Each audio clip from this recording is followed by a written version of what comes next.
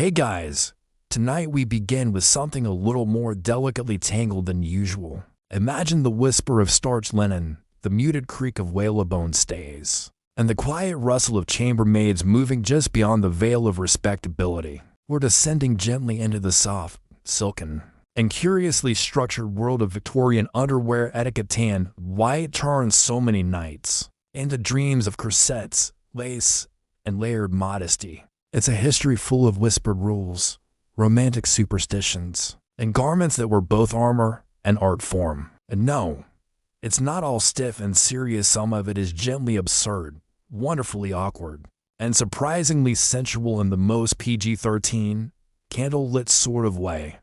And somewhere downstairs, a kettle whistles faintly. It's 1874. You've overslept slightly. So, before you get comfortable, take a moment to like the video and subscribe, but only if you genuinely enjoy what I do here. And while you're at it, let me know where you're watching from and what time it is there. Now, dim the lights, maybe turn on a fan for that soft background hum, and let's ease into tonight's journey together. Others counter that women often love them, took pride in them, even describe them as comforting, like a fabric embrace. Letters from the period describe corsets as necessary for one's bearing, essential to posture, grace, and self-command. Of course, they also cause some bruising. You've just woken up in a pale, sunlit room in a middle-class London townhouse. The wallpaper is a faded hydrangea print. The floor creaks gently beneath your slippers, but you can still breathe, just barely. You remind yourself not to drop anything today. Bending is complicated. You raise your arms and feel the fine linen slip over your shoulders. Soft from many washings, the air smells of ash and damp wool. But inside, your world is soft cotton, tucked hems, and muted decisions. A tiny perfume vial shaped like a tulip bulb, and a crumpled note, yesterday's half-written reply to a suitor's invitation. The bustle will come last. For now, your waist has shrunk nearly 4 inches. Your breathing feels theatrical, and your appetite has taken a polite step back. He's handsome, but doesn't believe in bathing daily. You're undecided. She doesn't speak, but the rhythm of her pulling and nodding is oddly calming. Pull, pause, tug, silence. The moment you'll unlash the busk, unloop the laces, and breathe deeply for the first time in 12 hours. The sort of person who owns several embroidered handkerchiefs and knows how to curtsy without toppling over. It contains diagrams of lacing patterns and tips on linen starching, along with a section cryptically titled Privacies and Nightwear, which you've dog-eared. Victorians loved rules, and nowhere were they more intricate or quietly scandalous than in matters of dress. You breathe shallowly, waiting for her to finish. She knows not to tighten too much before breakfast. That comes later. The corset shifts subtly against you. A present you'll carry all day, not painful, exactly, but present. Then comes the corset. It's not cruel, exactly, not the iron cage modern myths would have you believe. It's stiffer than you'd like, true, but it's familiar. It knows the shape of you, and in some private, unspoken way, you know it too. She carries a folded chemise, your corset, and that quietly judgmental expression perfected by Victorian domestic staff. You know what's coming. A sigh escapes you before the laces even appear. Your maid enters without knocking, a habit you've learned to tolerate. Getting dressed is not something one does alone. It's a choreography, a daily duet. Your maid begins to lace. Some historians argue corsets were oppressive literal instruments of patriarchy. The mirror shows you a different shape now, an hourglass echo of a Greek statue, exaggerated and idealized. On your dressing table sits a hairbrush with missing bristles. There's also a small book, hence, for the household lady. Its binding softened by use. You run a finger down the spine of the book, amused. Outside, a coal cart rattles by, your corset complete. Your maid begins layering, a simple petticoat, then another with flounces. Strangely, you feel awake for the first time today. You sip lukewarm tea and study your reflection. You look, if not stunning, at least appropriately contained. And as the clock strikes 10, You rise carefully and descend the stairs. In some quiet part of your mind, you're already looking forward to tonight, but that's still many teacups away. You pause at the bottom of the staircase, one hand resting delicately on the banister, not for balance, but for poise. Every movement you make is a performance now, orchestrated in part by the intricate machinery beneath your gown. You are not simply dressed. You are structured. Today, like most days, begins with the layers, though you hardly think of them that way anymore. They are a second skin, each with a purpose, each whispering of etiquette, status, and propriety. The chemise is for modesty, the drawers for hygiene, the corset for support and shape, the petticoats for silhouette. By the time you leave the bedroom, you've been swaddled in a sort of fabric philosophy. Victorian society placed immense importance on what lay beneath, both literally and metaphorically. An outer gown might be stitched from satin and adorned with jet beads, but without the underpinnings to sculpt the body just so, it would fall limp and unflattering. And heaven forbid anyone saw the outline of a knee, even your drawers baggy. Open crotch things with lace hems and far too many buttons exist to avoid the scandal of exposure, not to provide comfort. Practicality was almost never the point. You move through the parlor with the air of a ship gliding under full sail, slow, deliberate, and slightly top-heavy. At breakfast, your aunt reads aloud from a magazine column on domestic restraint. She adjusts her spectacles and tuts at a story about French women daring to wear only 2 petticoats. Soon they'll be wearing nothing, she mutters, scandalized. You sip your tea and imagine what it might feel like to wear nothing. Liberating, perhaps.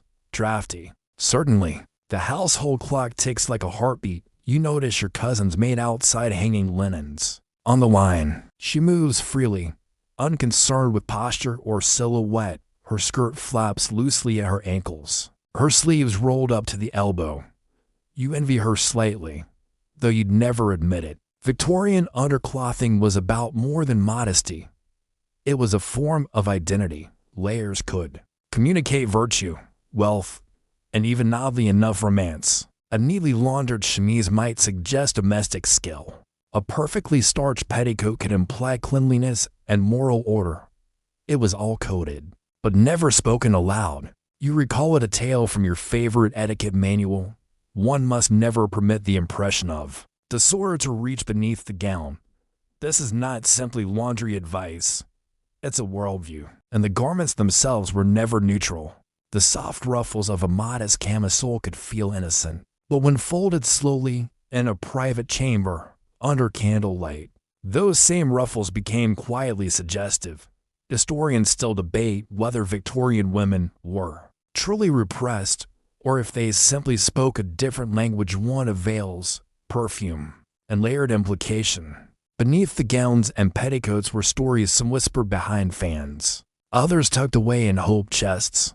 Diaries from the period hint at flirtations that begin not with words, but with glimpses of a stocking seam or the accidental brushing of a corset ribbon. And then there's the matter of laundering. A respectable household might wash underthings every 4 to 6 days. Anything more frequent was considered indulgent, anything less was, well, quietly noted. Servants often knew more about a lady's private life than she imagined. Stain here. A scent there it all added to a silent narrative passed between laundresses like a soap slicked folktale. Your own linens were boiled yesterday, you recall, and dried with lavender sprigs tucked into the folds. You'll sleep on that faint floral echo tonight, the scent twining into your dreams like ivy. But for now, you must think of the outside world. A walk has been planned, a modest one, with your cousin and a visiting clergyman. You dread it, mostly because walking in your corset feels like balancing on a plank while reciting poetry. Every step requires intention, and those boots narrow, high button. No room for rebellion to remind you that even your feet are not entirely your own. Still, you manage. You always do, as the maid helps you into your walking dress. Layers over the layers. You glance once more at the mirror. The gown conceals everything, but you feel it all. The tug of the corset, the puff of your chemisette, the secret silk of your stockings. You are, in this moment, a well-kept mystery. And that, in Victorian society, is the point. But a question lingers in your mind as you pin your hat. Who are you, really, beneath it all? Not the chemise or the corset, not even the drawers. Who is the woman behind the performance? Historians still ponder the question, too. Beneath the layers, beneath the posture and perfume, was there quiet rebellion or just resignation stitched in lace? No one can say for sure. But as you open the front door and step into the gray morning light, one thing is certain. The corset may support your spine, but it can't quite reach your soul. The clergyman is waiting at the gate. He doffs his hat with stiff grace and murmurs a greeting so mild it barely stirs the air. Your cousin, already flushed from the effort of fastening her parasol, offers her hand and a fluttery laugh. The morning has the faint sweetness of chimney smoke and overripe roses. Your corset hums around your ribs. As you begin your walk down the cobbled lane, conversation falls into its usual rhythm, mild observations about the weather, the bishop's gout, a new embroidery pattern printed in the Ladies' Gazette. But under the words, under the layered silences, lies the quiet truth of the matter. Everyone here is aware, at all times, of their clothing, particularly what lies beneath. For men, it's the cravat starched, knotted, symbolic. It defines the jawline, elongates the neck, and whispers of composure. An unkempt cravat suggests mental disorder or, worse, French sympathies. Beneath it, a linen shirt, usually uncolored, though gentlemen of a rickish sort might indulge in embroidery near the cuffs. Their trousers are stiff with wool, buttoned high, held in place by suspenders hidden away under vests. And then there's the matter of support. Men's drawers, often wool or flannel, have no particular flair. But the codpiece, now out of fashion, once made quite the announcement in earlier centuries. By Victorian times, discretion reigns. A gentleman's elegance is defined by what isn't seen. But that doesn't mean those garments were purely functional. Men of a certain income might choose drawers trimmed in fine silk or even velvet, soft, unseen luxuries that gave the day a tactile pleasure. There's an intimacy in knowing that even beneath a dreary sermon or endless dinner party, one is secretly swaddled in something decadent. Historians still debate the emotional role of male underthings in this era. Were they mere necessities or small rebellions against the rigid expectations of masculinity? Letters between friends, some of whom we might now recognize as romantically involved, speak warmly of borrowed gloves, of handkerchiefs still perfumed with lavender, and of waistcoats worn slightly too snug. As if remembering your touch, you glance at the clergyman as he speaks something about his sister. As fondness for marmalade, Dan, wonder what layers he is wearing. Does he favor wool or cotton? Is his undershirt hand-stitched? Has it ever been seen by someone who wasn't paid to wash it? Your cousin stumbles slightly on a loose cobble. She mutters a complaint about the tightness of her garters. You smile in solidarity. The Victorian woman's undergarments were elaborate and unforgiving, though corsets get the bulk of attention. The full ensemble is a masterpiece of inconvenience. Stockings are rolled and held up with ribbon garters, often tied too tightly, leaving faint lines on the thighs. A chemise rests against the skin, absorbing sweat and body oils because, of course, bathing is weekly at best. Over that, the corset, drawn tightly and secured with busts and laces. Then a camisole to protect the outer dress from the roughness of the stays. Then 1, 2, or even 3 petticoats, depending on weather and vanity, in winter. Add wool flannel bloomers, in summer, reduced to linen, but beware. Too few layers may lead to gossip. One peculiar fact often forgotten: many Victorian women didn't wear underpants at all until the mid-century. Open crotch drawers were common, seen as more hygienic in an era before modern plumbing. This, of course, led to its own awkward encounters, particularly on windy days. As your little group rounds the corner into a shaded park, the clergyman veers into a tangent about ancient Greek modesty. Your cousin listens politely, but you drift into thoughts of myths yourself, those veiled goddesses, their robes always slipping just so. You wonder how much was real fabric and how much was wishful sculpture. There's something deeply human, you think, about the desire to both conceal and reveal, to cover the body in fabric, not just for warmth or decency, but to shape a story about oneself. Whether it's a silk cravat, a tightly laced corset, or the soft press of embroidered drawers, each garment is a sentence and a longer conversation. The clergyman finally pauses, a bird chirps, your cousin giggles, and then, blessedly, he excuses himself to check on his horse. You and your cousin collapse onto a wooden bench near a lilac bush. She fans herself, whispering, I wore the tighter one today, the corset with the steel loops. I thought I'd faint halfway down the lane.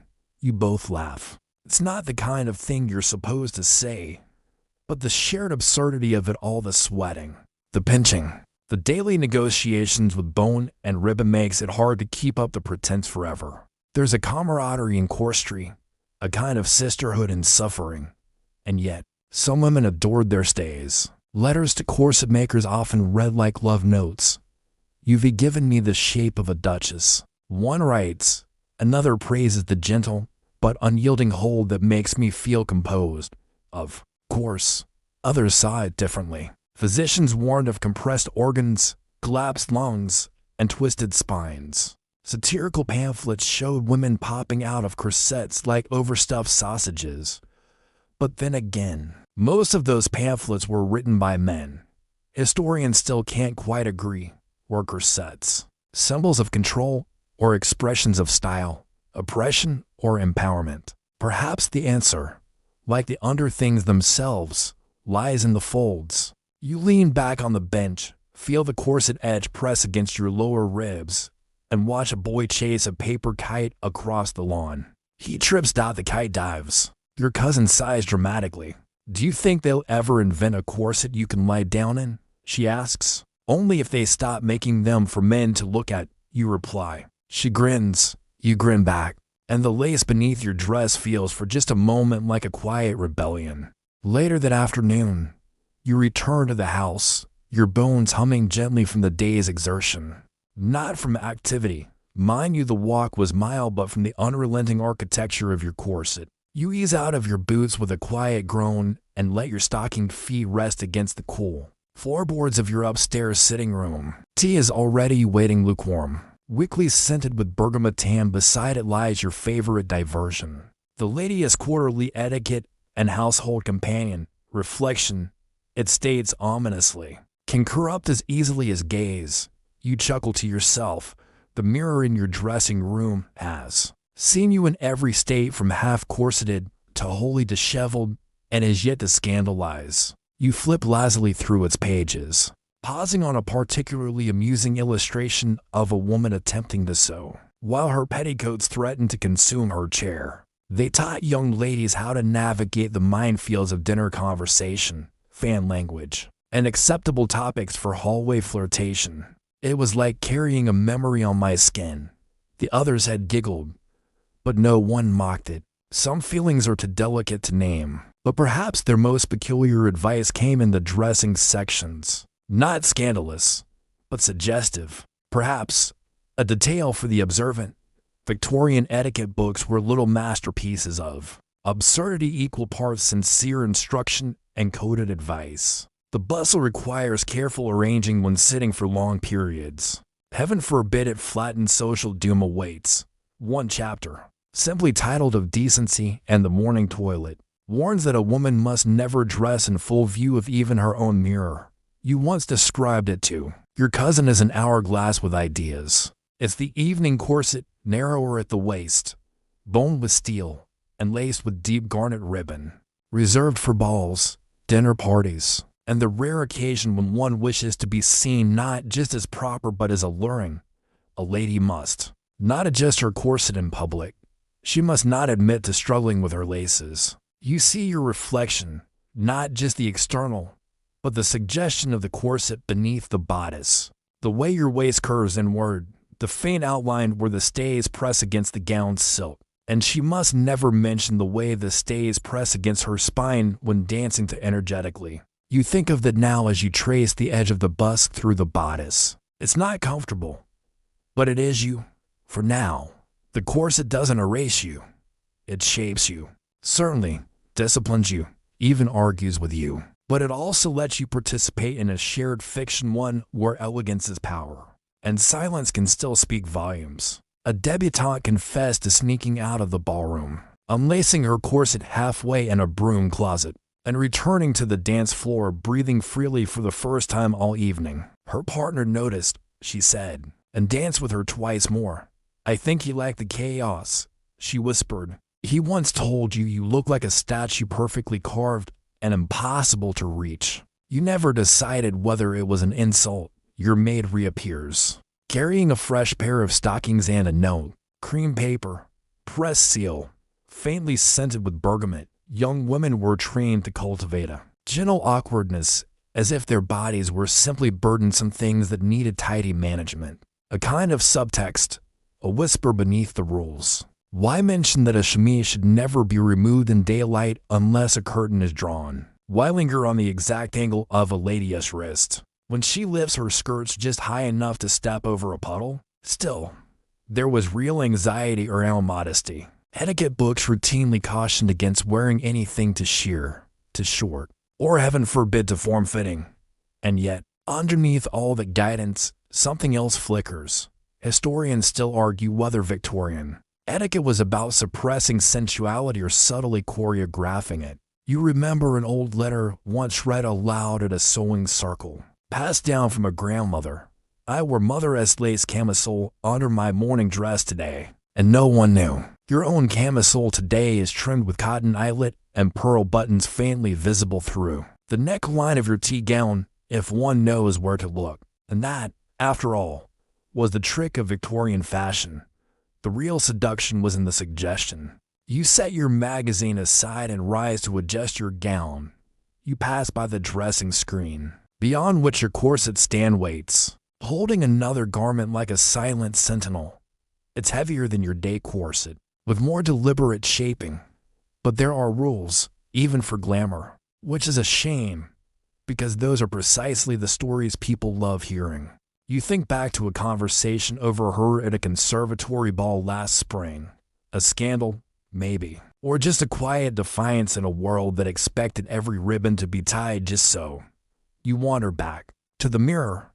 It's late afternoon now, the light dimming into a golden haze, and something stirs in you, not vanity, exactly, but recognition. One historian described it like this. The corset was a conversation partner, sometimes a scold, sometimes a flirt, but never passive. A knock at the door interrupts your thoughts. You recognize the handwriting, a familiar name, an old acquaintance, newly returned to London. You open the envelope. Inside, a simple line. Will you attend the lecture tonight? I hear the discussion on Grecian drapery may be enlightening. A flush rises in your cheeks, not from embarrassment, but memory. You glance again at the evening corset. The garnet ribbon gleams. There is still time to change. The evening arrives in slow shadows, long and silky, stretching across the parquet floor as you stand before the open wardrobe. Your fingers brush across silks, velvets, and modest muslins, each dress with its own rustling history.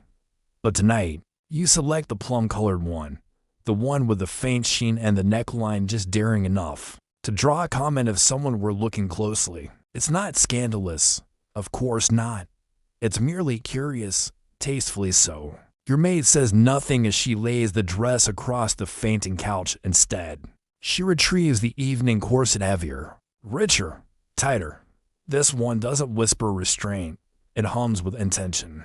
The garnet ribbon gleams against its black satin body, like something plucked from a Botticelli painting left too long in candlelight.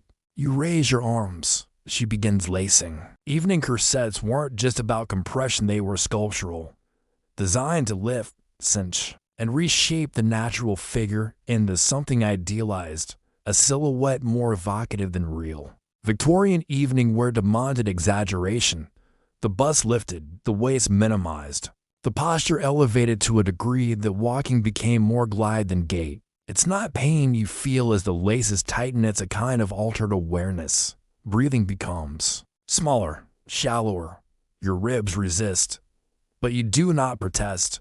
The transformation is happening, and you've surrendered to it. A small mirror on the dressing table shows your progress. Your waist narrows into something poetic. It's slightly ridiculous, but then, isn't all fashion a little ridiculous when stripped of its context? Historians still bicker about the true motives behind the corset craze. Some argue it was a male-imposed tool of conformity. Others counter that women eagerly embraced it, delighted in the shape it granted, the way it allowed them to participate in a social language that only the well-trained could speak. Then there are those who point to women's own writings, diary entries, letters, journal sketches. They describe corsets not as cruel, but necessary, not as cages, but companions. One woman called hers my evening spine. Another called it my secret frame of mind. You wonder which it is for you. Your maid smooths the chemisette into place, hiding just enough. You tie a velvet ribbon at your throat. You slip into the plum dress, its buttons aligning like stars down your back. The skirt sways with an embroidered weight. You are no longer dressed. You are presented. Downstairs, your cousin waits, already arranged in her soft gray tulle. She eyes your corseted form with a faint arch of the brow and mutters, "He's going to notice." You offer a smile that says not. Hang in everything. The carriage rattles along cobbled streets. You sit very straight, not by choice. The corset makes slouching impossible. You're aware of every jostle, every tilt, each bounce transferring through the boning into your hips and ribs. And yet oddly you feel composed, contained. You arrive at the lecture hall, a converted drawing room off Grosvenor Square. Smelling faintly of ink and sandalwood polish, lamps flicker along the walls, illuminating a room of velvet chairs and whispered greetings. He is already there. You see him from the corner of your eye, taller than you remember, still slightly hunched, as though unsure of his own frame. He catches your gaze, smiles. You smile back. Though the corset makes a full breath impossible, the lecture is on classical drapery and ancient sculpture, a subject Victorian society adored, not only because of its aesthetic value, but because it allowed them to discuss the naked form without breaking decorum. The speaker is a soft-voiced man with large spectacles and an unfortunate cough. He gestures toward sketches of Aphrodite, of muslin-folded goddesses caught in eternal sway. You think of the folds beneath your own. Dress linen, silk, cotton, wool all layered like petals. And then, beneath even that, the corset. Still holding, still humming. He leans over and whispers. They say no one truly understands ancient sculpture until they've tried to sit in a corset for 3 hours. You chuckle quietly. The corset doesn't allow for laughter in its usual form. You must be an expert. Then, you murmur. There's a pause, a gaze. One of those silent conversations held over the rim of a teacup or in the hush. Between violin movements. Not improper at all, but filled with memory, suggestion, and the faintest glint of regret. The lecture ends. Applause rustles through the room like wind through taffeta. You stand, slowly. The corset makes haste impossible. As you make your way out, he offers his arm. You accept. It feels, oddly, like the most scandalous thing you've done all year. On the ride home, you sit very straight. You say very little. But later, as the maid unlaces the garnet ribbon and peels back the evening corset like a flower as final petal, you let out a sigh you didn't know you'd been holding. There are red marks at your ribs. You'll sleep crooked. But the scent of his cologne lingers in your gloves, and your camisole soft, worn, untouched by starch feels like the truest thing you've worn all night. The morning after an evening corset always feels like the hangover of politeness. You wake slower. Your body soft where it was previously sculpted, your ribs expanding with grateful breaths. Each inhale a quiet protest against yesterday's discipline. The sheets are still warm, infused with lavender and the hint of the perfume you dabbed on the pulse of your neck. You roll over carefully. Sleeping in rollers was another regrettable decision. Outside, the world sounds heavy with fog, carriages muffled, footsteps softened. The sky is pale and expressionless. It is the sort of day made for staying in, for writing letters with exaggerated loops, For teacups that go cold because you forget them beside a book. Still, the maid appears, punctual and perfectly unimpressed by your desire to linger. You submit to the morning dressing ritual again. First the boiled linen chemise, faintly scratchy despite the rinse, then the corset, not the evening one, but the day version, lighter, more practical, if such a word even applies. Today's ribbon is ivory, the boning thinner. It still tightens around your frame, but with less ceremony. Today, the house is quiet and is away at a charity function, and your cousin has taken a train to Brighton with a borrowed parasol and vague intentions of visiting a fortune teller. You are left alone, corseted, and unsure how to spend your solitude. You wander toward the sitting room, trailing your fingers along the wainscoting. The walls wear wallpaper like a tightly buttoned blouse screen damask, precisely aligned. You can hear the laundry maid humming distantly, and it occurs to you that somewhere below, your evening corset is being carefully rinsed and pressed, perhaps by someone who wonders what sort of evening it endured. Victorian laundry work was an entire domestic science, one often overlooked by historians. Save those few who understand its social weight, washing undergarments was a weekly labor, and a quiet unveiling, stains, scents, were patterns. Servants knew more than anyone about the private rhythms of the household. A chemise to heavily perfumed might imply a dinner guest worth impressing. A corset laced too tight too often might suggest vanity or competition. Some maids even develop reputations for their discretion or lack thereof. A trusted laundress might be kept for years. A gossip would be dismissed with only a faintly polite letter of recommendation. You settle into your usual chair and reach for your embroidery, but your thoughts drift. There's a subtle ache in your ribs today, not pain exactly, more like a ghost of pressure. Your body remembers the corset even when you take it off. That's the strange thing about them. They linger. There is a school of thought still debated that claims the female body itself was reshaped by corsets over time. Skeletal remains from the era show narrowed rib cages, deformed spines. Yet some scholars argue those changes were exaggerated by anti-fashion crusaders. Perhaps the body wasn't altered so much as trained to behave differently, to walk smaller, to sit straighter, to hold stillness like a skill. A letter from a governess in 1857 reads, "My girls cannot think clearly unless they are laced. Loosened, they become quite unreasonable." One wonders what she wore when no one was looking. As you stitch a cluster of violets into the corner of a handkerchief, your mind wanders further to stories told over sherry, to phrases dropped like silk scarves. You once heard your aunt remark that she could tell everything about a woman, from the way she undressed, whether she folded her petticoats or let them puddle, whether her stays were worn to be respectable. "It's never the neckline," she said.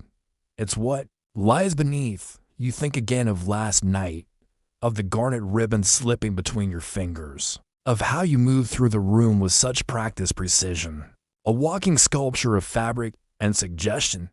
You didn't speak much, but that wasn't necessary. The corset spoke for you.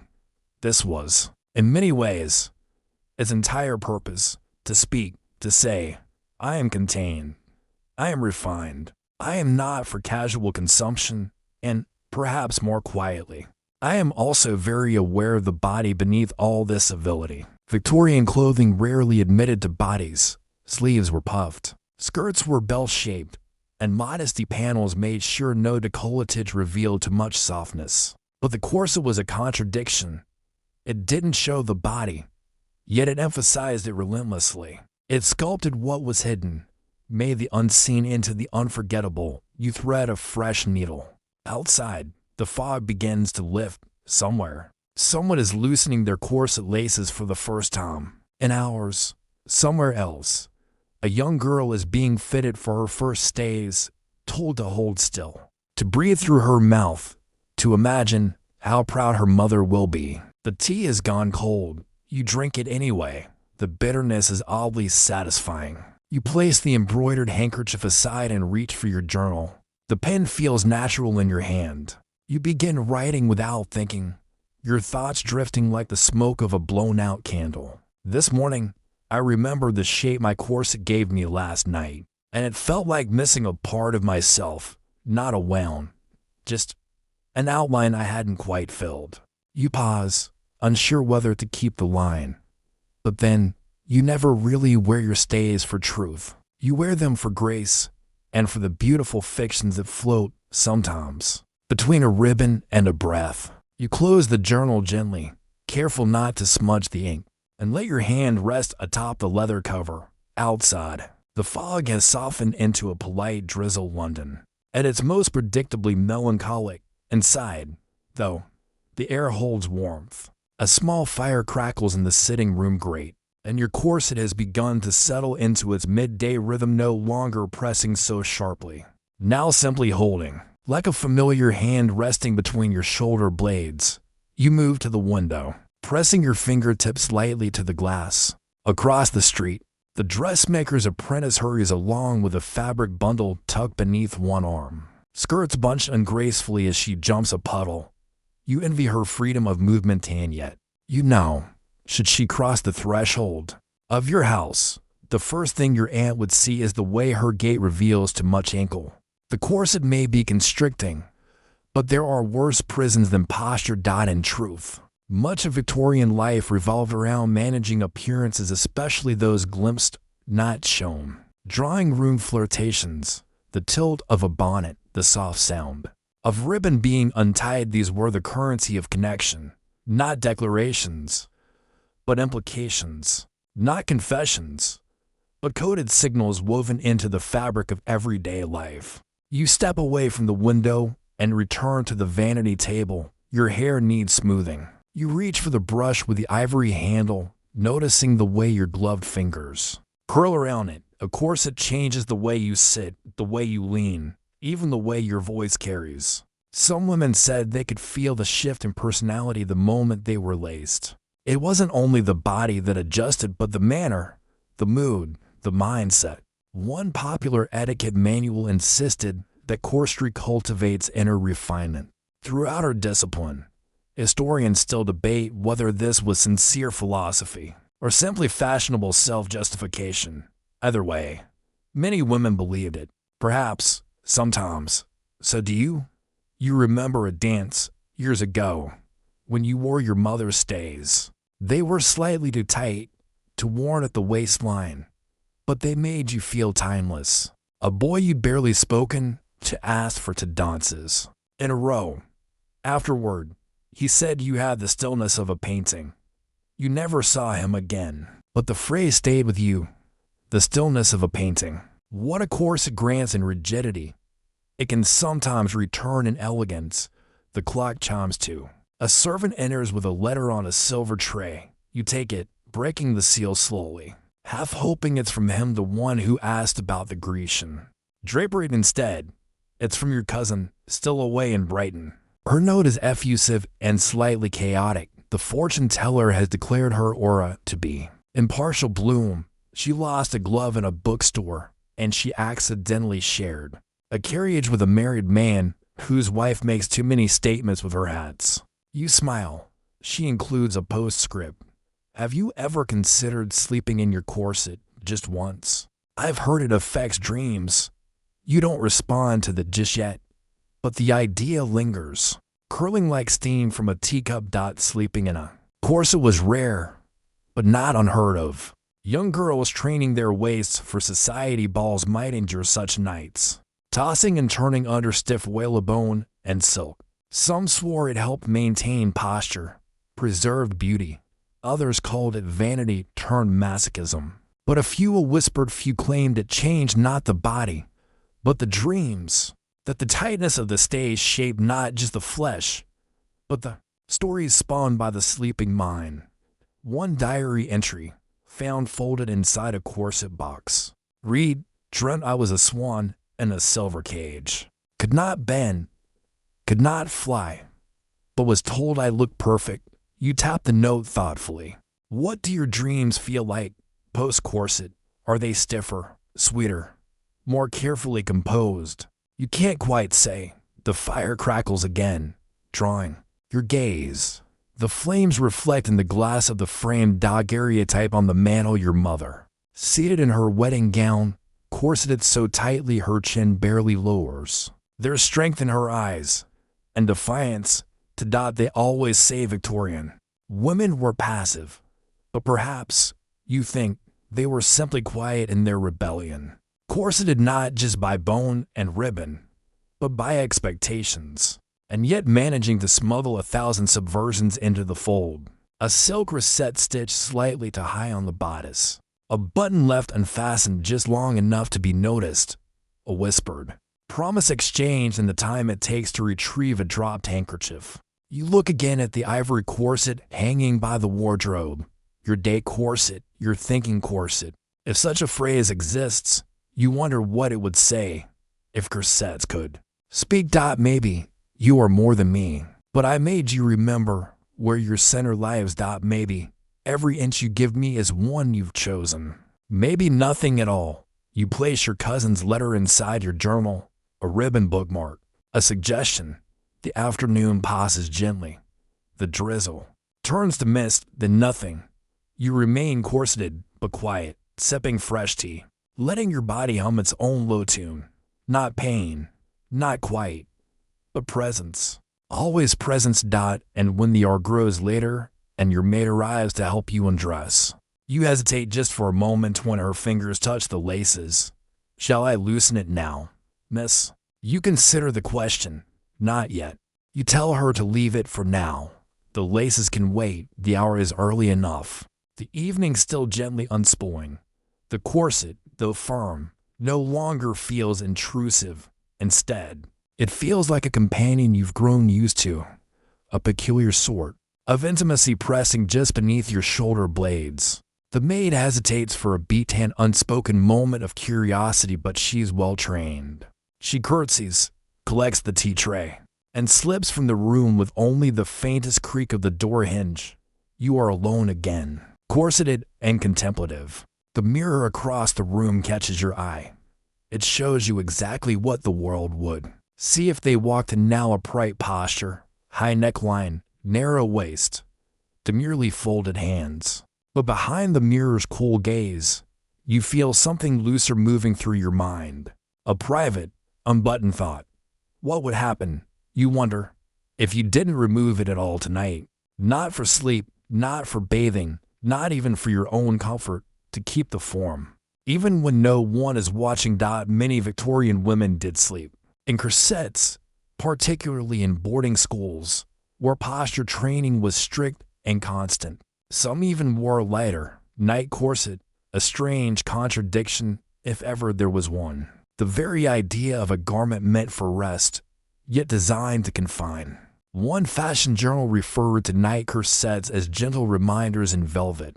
Another described them as a whisper of structure, never a shout. And yet, many doctors frown upon them. Warnings circulated through the more progressive periodicals, citing lung fatigue, fainting spells, digestive distress. Still, women continued to lace, out of habit, out of discipline, out of something harder to name. Historians debate whether these choices were truly voluntary. Some say it was societal pressure masquerading as fashion. Others believe it was more personal, that the corset became a sort of ritual object, part of the choreography of femininity in a world that often denied women a stage. You stand slowly, moving with the stiff grace that your laces permit.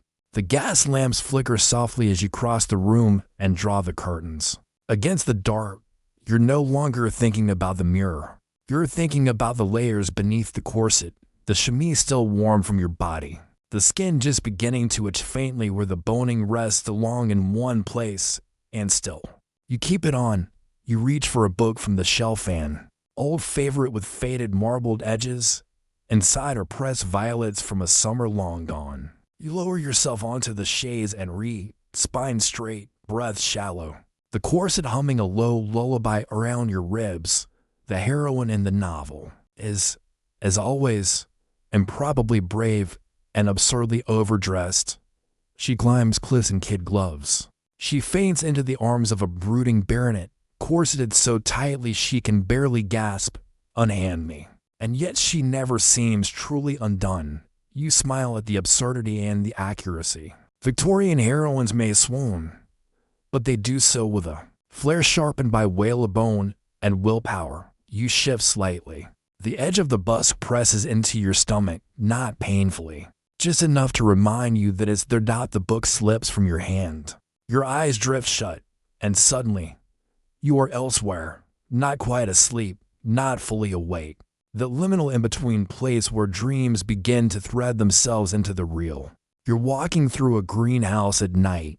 The air smells of roses and damp moss. Your footsteps echo softly on a tile floor. You are still corseted, still upright, but your movements are effortless. A breeze lifts your skirt as though you're being gently carried forward. Someone calls your name. You don't turn. A mirror appears between the vines. You gaze at it. Your reflection wears a corset unlike any you own, golden, embroidered, strange. It pulses faintly, as if alive. You reach for the laces. Your hands tremble. But before you can untie them, a bell rings, and you wake up. The gas lamps flicker. The room is unchanged. The corset remains laced. Your breath is shallow, your body warm, but your hands are still at your sides. You never moved. You sit up slowly, pressing your palm to the place where the stays meet just beneath your heart. Your ribs ache, faintly, but not in protest. You think of the dream corset, the golden one, flickering like firelight, and for some reason, it does not frighten you. There is something about the lacing, both real and imagined, that connects you to yourself, not as a restriction, but a reminder. A quiet voice saying, "You are here. You are shaped, but still your own." You stand once more and glance at the clock. It's past midnight. Your fingers move to the ties at your back. The bus creaks as you exhale. But this time, you leave the corset on just a little longer.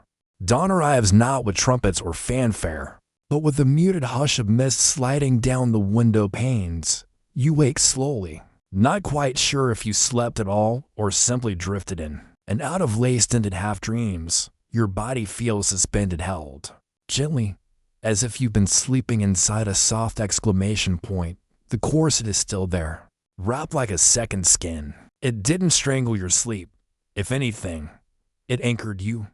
You stretch cautiously, wincing at a tightness near the lower ribs, but there's no sharp protest, just a gentle resistance, as if your frame has become its own architecture overnight. You rise carefully from the sheets. Even your nightgown falls differently now, less draped, more perched. You move like someone pretending not to be wearing a corset, which is to say, slowly, carefully, and with the faintest hint of theatrical poise. In the mirror, you're still yourself, but with edges. Your waist, even in sleepwear, curves inwards like a comma. Your shoulders pull back slightly as if mid-debut.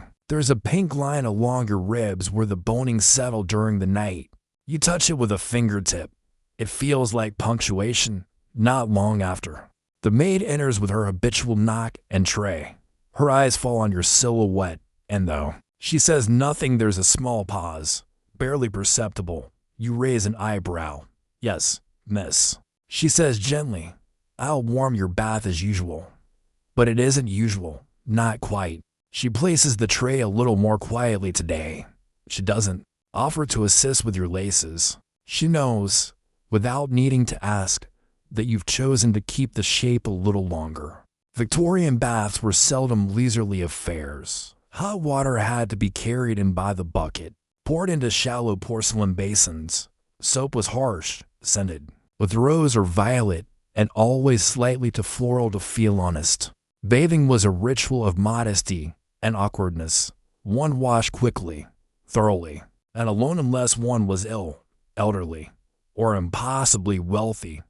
You disrobe in fragments. First, the nightgown, then the robe. Finally, after some hesitation, the corset itself. As you untie the laces, there's a slow unraveling sensation, not just fabric loosening, but time. The ribbon hisses through the eyelets like wind through leaves. When you peel the corset away, the air on your skin feels almost shocking, a nakedness that's not visual but spatial. You are no longer framed, no longer contained. Historians still argue whether this moment the removal was more significant than the wearing. Some say Victorian. Women experienced a private catharsis each evening as the stays came off, as the body reclaimed its full range. Others insist the relief was more subtle, that for many, removing the corset was merely practical, not emotional. But you wonder, isn't it always emotional? In some way, to reclaim the self from structure, you ease into the warm bath water. It licks at your skin, tugging gently at yesterday's creases. The marks on your waist and ribs bloom faintly as they meet the heat, not wounds. Just memories of pressure. The room fills with steam, and for a moment, the world disappears. The corset lies curled on the stool beside you, a softened spiral of silk and bone. Its shape remains, even empty. You soak until the water cools. You let your limbs float and unfurl. You do not rush or address. Instead, you sit at your vanity and a fresh shift, towel wrapped turban-like around your damp hair. Your waist looks far now to soft to you, but also honest. There's something comforting in the imperfection. You reach for a hairbrush and begin the slow process of smoothing and pinning. As you do, your eyes drift to the second corset hanging on the armoire, a travel corset, simpler, unlined, and unassuming. Not as flattering, not as dramatic, but infinitely more forgiving. You wonder, would he notice the difference? You smile at the vanity mirror. Probably not, but you would. A small box sits in the drawer beneath your gloves. Inside is a folded letter his along, with a pressed violet and the corner of a theater program from the seasons ago. Your corset may shape your body, but it's these tiny hoarded fragments that shape your sentiment. You tie a ribbon in your hair, powder your cheeks with care, and choose today's corset with a calm kind of deliberation. There's no performance today, no dinner, no promenade, no reason to cinch yourself into illusion. And yet you pick the older corset, the one with the embroidered lining, worn thin in places. You fasten it slowly, letting the laces hang loose at first, just enough to remind you, just enough to feel held.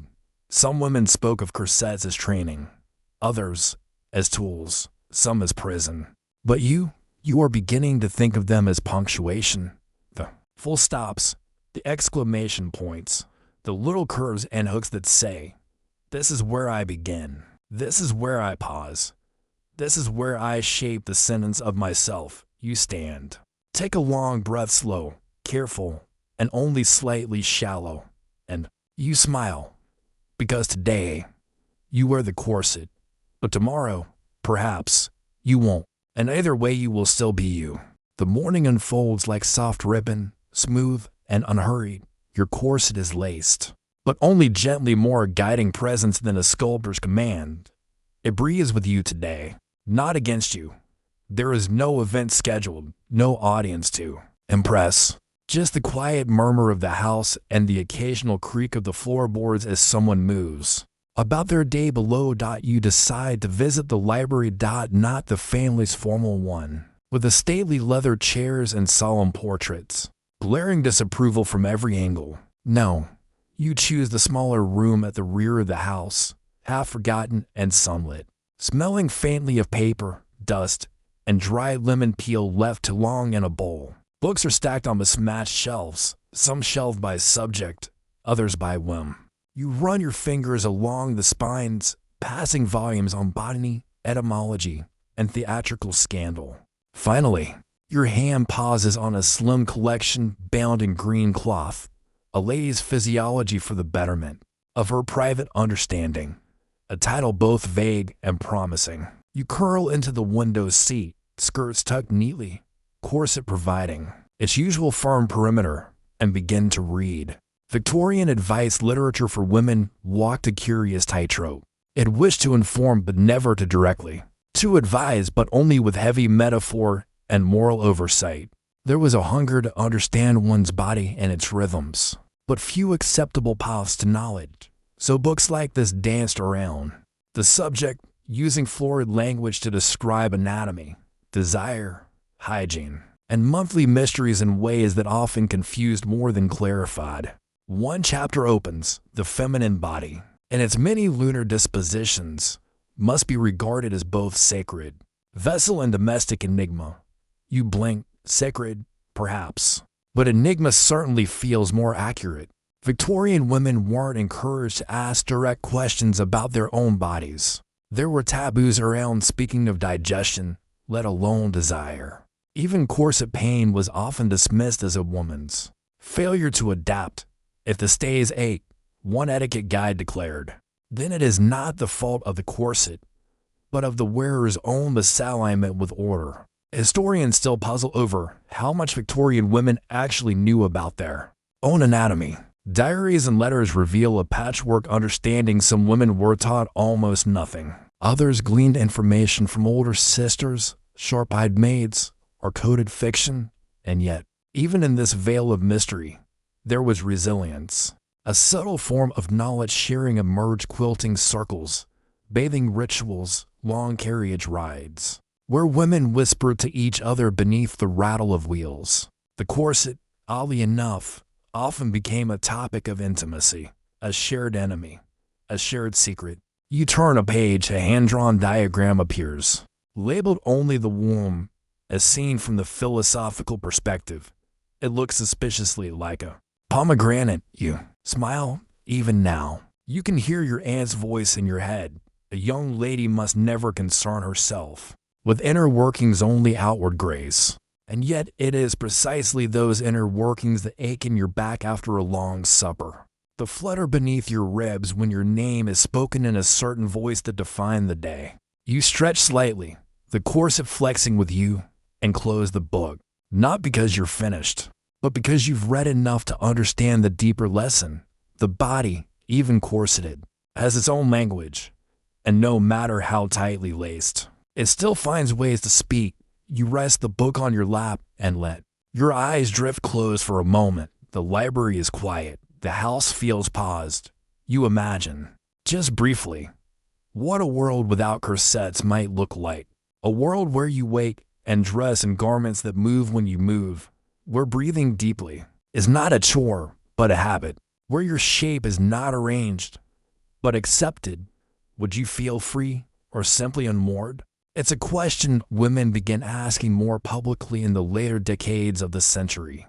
The rise of the rational dress society, the murmurs about women's cycling wear, the whispers of health corsets and reform garments with elasticized panels, all gentle revolutions, tied with cotton ribbon and fastened with quiet resolve. Still, for now, your corset remains familiar, structured, a reminder not just of etiquette or beauty, but of a history stitched directly into your daily life. You rise from the window seat and smooth your skirts. The corset holds you upright, but your thoughts have already begun to wander to other mornings, other women, other versions of you that might someday lace a little looser, or not at all. You return the green book to its shelf and run a hand across the spine, grateful for what it offered even in euphemism. Then, as the clock chimes noon, you step back into the hallway and into the rhythm of your day. Corseted not just in cloth and boning, but in curiosity. The hallway is cool beneath your slippers, and you move with a deliberate grace that only tight lacing can enforce. You've learned by now not to fight the corset. Fighting means strain, fatigue. But yielding means you float, like a paper boat on still water. Downstairs, you hear the sounds of quiet preparation, a kettle hissing, a door softly shut, the feathered sweep of a servant's broom along the scullery floor.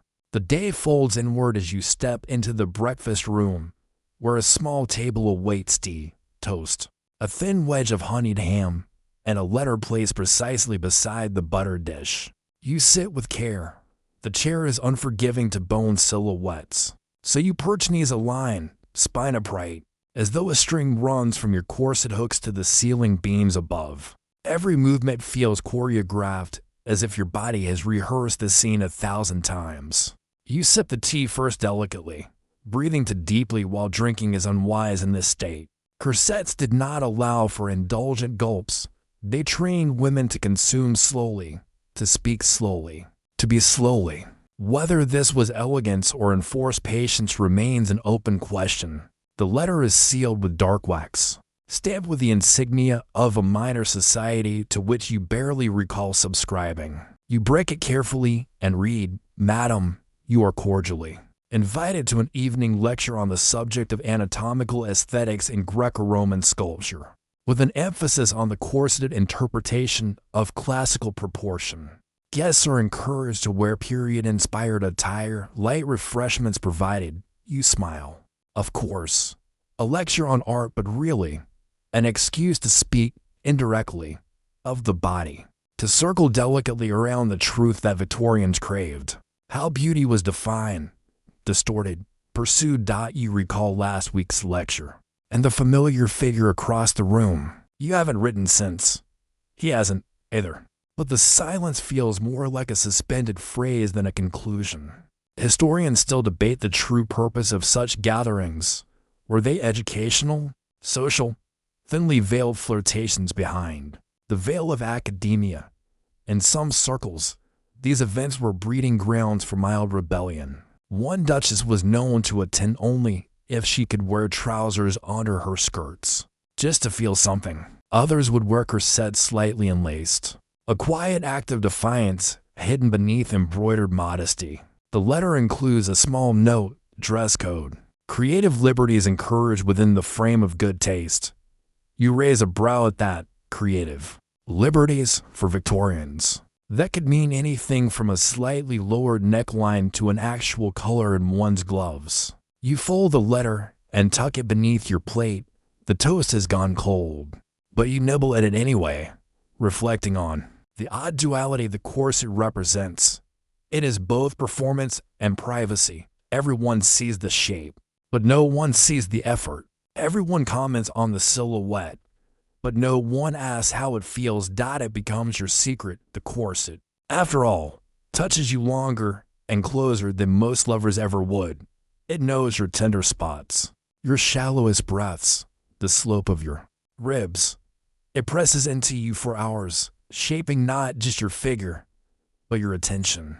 Later that day, you retire to the drawing room, book in hand, corset gently tugging at your posture as you read. The novel is a recent release, mildly scandalous, veiled in metaphor. The heroine escapes her fate not through rebellion, but through carefully timed obedience.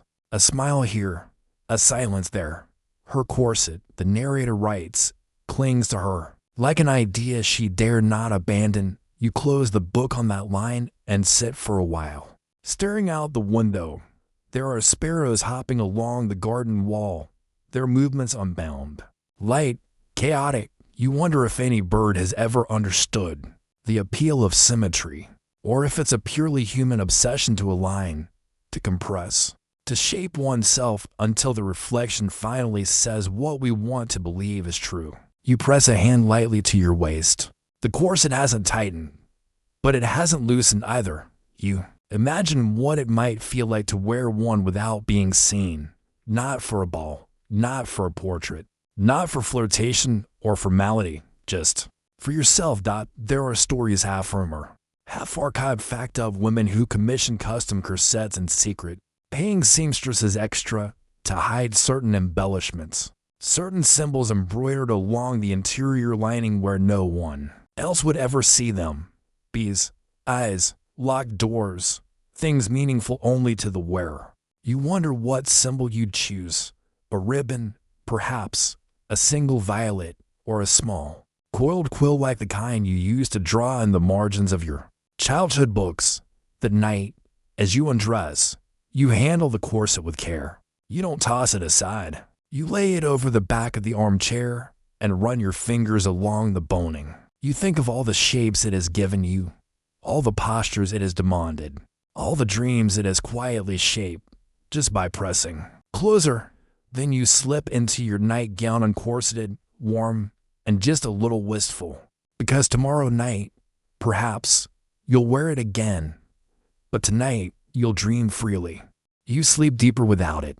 The absence of the corset feels at first like falling your body to loose, your limbs too long, the bed somehow too wide. But slowly, your breath settles into a rhythm no longer moderated by ribbon or restraint. Your chest rises fully, your waist expands, and you begin to drift not into dreams of greenhouses and gold-threaded lacing, but something quieter, a dreamless sleep, the kind that feels like floating in ink. Morning returns with pale, silvery light filtering through curtains just slightly parted. You sit up slowly, feeling the looseness of your gown, the air on your skin. Your body feels strange without pressure, like a note released from its stave. The corset still lies draped over the armchair, resting in a kind of soft collapse. It looks gentler today, no longer a tool of transformation, but a relic of a previous self, one you wore yesterday. You stretch, arms rising high, spine arching easily. The shift in your ribs feels both vulnerable and luxurious, like taking up space in a room that usually only allows silhouettes. Later, at the breakfast table, you find your appetite returning, without the pressing boning cinch at your diaphragm. Toast seems more inviting, the tea less temperamental. You a jam without second-guessing. Decadence in berry form. The house is quiet again. Your aunt is attending a luncheon somewhere with a name that involves far too many hyphens. And your cousin has not yet returned from Brighton, or perhaps she has, but is choosing to appear fashionably late in her own home. You linger in your robe longer than you should. Eventually, the day insists on progress. You go upstairs, wash, brush your hair. Then you face the decision: corset or not. You pause. The lecture is tonight. After all, the one from the letter about anatomical ideals and classical sculpture. You'll be seen, observed, judged, perhaps, though gently. Always gently. You open the wardrobe and run your hands across the fabrics. Cotton, taffeta, velvet, a silk dress the color of dusty rose. You choose the velvet, structured but forgiving, heavy enough to hang gracefully even if the corset isn't. Pull tight. You hold up to corsets, one pale blue, newer, formal, one older cream, embroidered on the inside edge. Your secret corset, the one that no one else knows, carries the outline of a tiny ink-drawn flower beneath the left rib curve. You choose the older one, not because it makes your waist smaller, it doesn't, not anymore, but because it makes you feel intentional, like stepping into a story you haven't finished writing. Lacing it yourself is slower, a kind of ritual. You don't pull too hard, you don't wince. You adjust the fit until it's snug, not punishing. Historians disagree on whether women ever truly found comfort in corsets. Were they oppressive instruments of control or simply misunderstood tools of structure? Were they demanded or desired? There are letters that complicate the narrative, diaries from women who missed their corsets when traveling, who claimed to feel loose or disassembled without their stays. Others wrote about relief, of course, but always with a peculiar hesitation, as if even freedom required explanation. You finish lacing, you exhale, and then you smile. Because what you've laced yourself into today is not just fashion, it's familiarity, not the rigid performance of the ballroom, but something more intimate. You've chosen to shape yourself gently, and that is something. The carriage ride to the lecture hall is uneventful, save for the rhythmic jostling that corsets never quite agree with. Still, you are grateful for the backrest and for the small pillow tucked discreetly behind your lower spine, a trick your cousin taught you. Give your corset something to press into, or it will press against you. At the venue, a modest assembly hall, you climb the steps carefully, one gloved hand on the rail. Inside, the lighting is dim and golden, candles flicker. A low murmur of educated voices rises and falls like waves. You're early, but not conspicuously so. You take a seat, hands folded in your lap, posture effortless, not because of the corset, but because you're used to the gaze it invites. The seat beside you remains empty for now. The lecturer, a weary gentleman with an accent too neutral to place, opens with a slide of a marble Venus curved, idealized, untouched by time or lacing. He asks, "What does beauty demand of the body?" You Think of your corset. Of the ache it gives when worn too long, of the comfort it offers when laced just right, of the secret it holds in its stitched interior. The seat beside you fills a familiar presence, a nod, not a greeting. The lecturer drones on. You do not listen to every word, but you watch the way the candlelight flickers along the edge of the corset beneath your dress. You wonder who else tonight feels the quiet tension between structure and softness. You wonder if they noticed that the statues, for all their perfection, never needed corsets at all. The lecturer's voice moves like slow honey, dense, unhurried, and only slightly cloying. Words like ideal proportion, sculptural harmony, and aesthetic restraint float gently across the room, settling like dust on polished wood. You listen, loosely, not for the information, but for the rhythm of it. The language of control dressed as beauty, a tune you know by heart. Your corset shifts subtly as you adjust in your chair. It creaks a whisper, not a complaint. The lacing presses gently along your back, not cruelly, just enough to remind you that you are, indeed, shaped. Your posture remains impeccable, not because you are being watched, but because this is how you have learned to occupy space, deliberately, artfully, and always with restraint. Beside you, the familiar presence shifts, too. He has not spoken yet, but he is close enough that you can feel the warmth of his sleeve near your own. His breath is shallow, perhaps from his collar, or perhaps, like you, he is simply thinking too much about how to sit. The lecturer changes slides. A new statue appears, more muscular this time, more masculine. The torso twisted in a contrapposto pose, hip jutting, gaze lifted. The speaker says, note the tension held within the figure. It's stillness, yes, but held through control. The body contains the motion it might otherwise express. You exhale softly. It's the corset. You think, not on the statue but in the metaphor, the tension of stillness. The way one learns to hold everything just enough, desire, discomfort, longing, breath all tucked neatly into posture. Victorian women were trained in this art, not just how to wear the corset, but how to carry what it symbolized. One etiquette book from 1871 instructed, a lady never shows the full weight of her feelings. Like her corset, she must bear them silently and with structure. Historians argue about whether such texts were taken seriously or read with a wink. An aside, some claim women parodied these instructions in private. Others suggest they internalized them more deeply than they realized.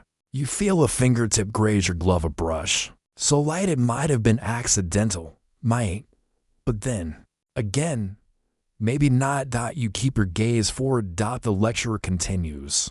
He gestures toward the next slide. Venus, again, this time in partial disarray, one breast exposed, a robe falling from her hip in frozen motion. A rare depiction of what we might call a disordered elegance, he says. A glimpse of vulnerability. Still beautiful, still composed, but not bound. You shift slightly in your seat, not out of discomfort, but reflects disordered elegance. You think of the moments when your corset has been unlaced, not torn, not removed in haste, but unfolded, as if peeling back a thought, as if allowing space for some softness to re-enter. There are stories you recall of women who practiced describing theater, a kind of private performance in their boudoirs, undressing slowly, not for anyone else, but for the mirror, for themselves, for the ritual of returning to one's unshaped body, to watch oneself transform not from elegance to vulnerability, but from one kind of truth into another.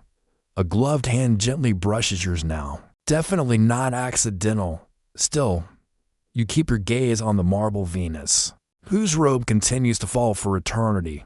After the lecture, the room shifts from silence to polite chatter. Teacups clink. Gloves are adjusted. Someone laughs gently at a mispronounced Latin term. You stand carefully, corset urging your spine to remain tall. Beside you, he offers his arm. You accept. You step into the foyer, coats gathered, evening chill waiting like a breath held too long. The gas lamps outside burn steady. Fog curls at their bases like skirts around polished shoes. He speaks first.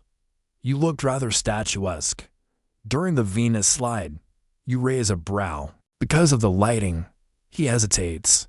Because of the stillness, you glance down at your gloved hands. The corset holds you, even now. You're not sure if it's giving you courage or simply making it hard to exhale.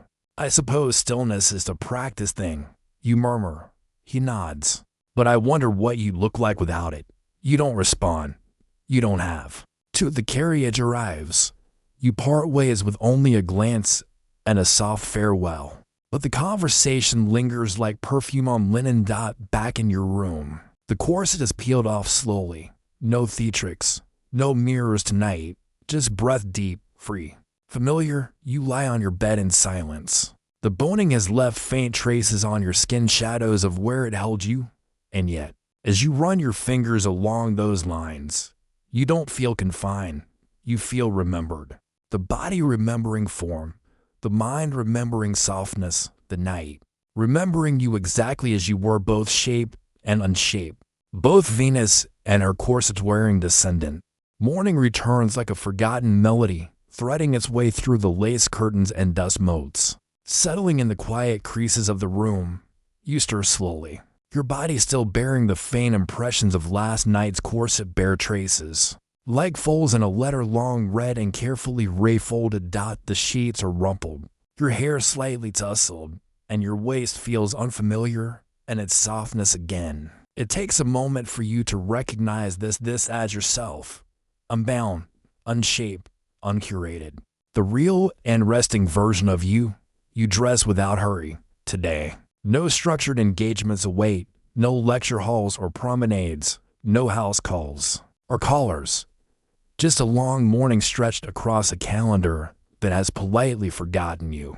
You select a gown that does not require a corset. Not a rebellion, just a reprieve. There were garments made for this sort of thing. Even in the Victorian era, the so-called tea gown was one such solution, flowing, informal, intended for indoor wear only, and worn corsetless beneath the watchful eyes of family or very trusted friends. It was comfort disguised as fashion, a loophole in lace. You reach for yours. Pale blue with faded ribbon ties. It slips on like memory. The fabric whispers against your skin, your ribs expanding. With full, unchaperoned breath. No laces tugging at your waist. No boning correcting your posture. Just your spine, your shape, your stillness. And yet, as you pass the mirror, something tugs at your attention.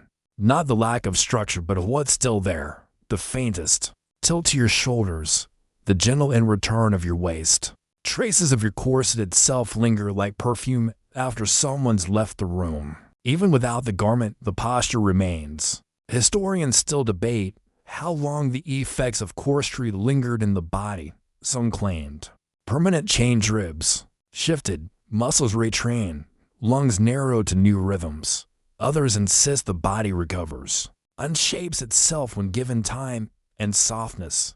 But what about the mind? What habits outlast the hardware? You step into the hallway and descend the stairs slowly, barefoot on cold wood. Gown rustling with each step, the house feels more spacious this way. Like you take up more air without being sculpted into submission.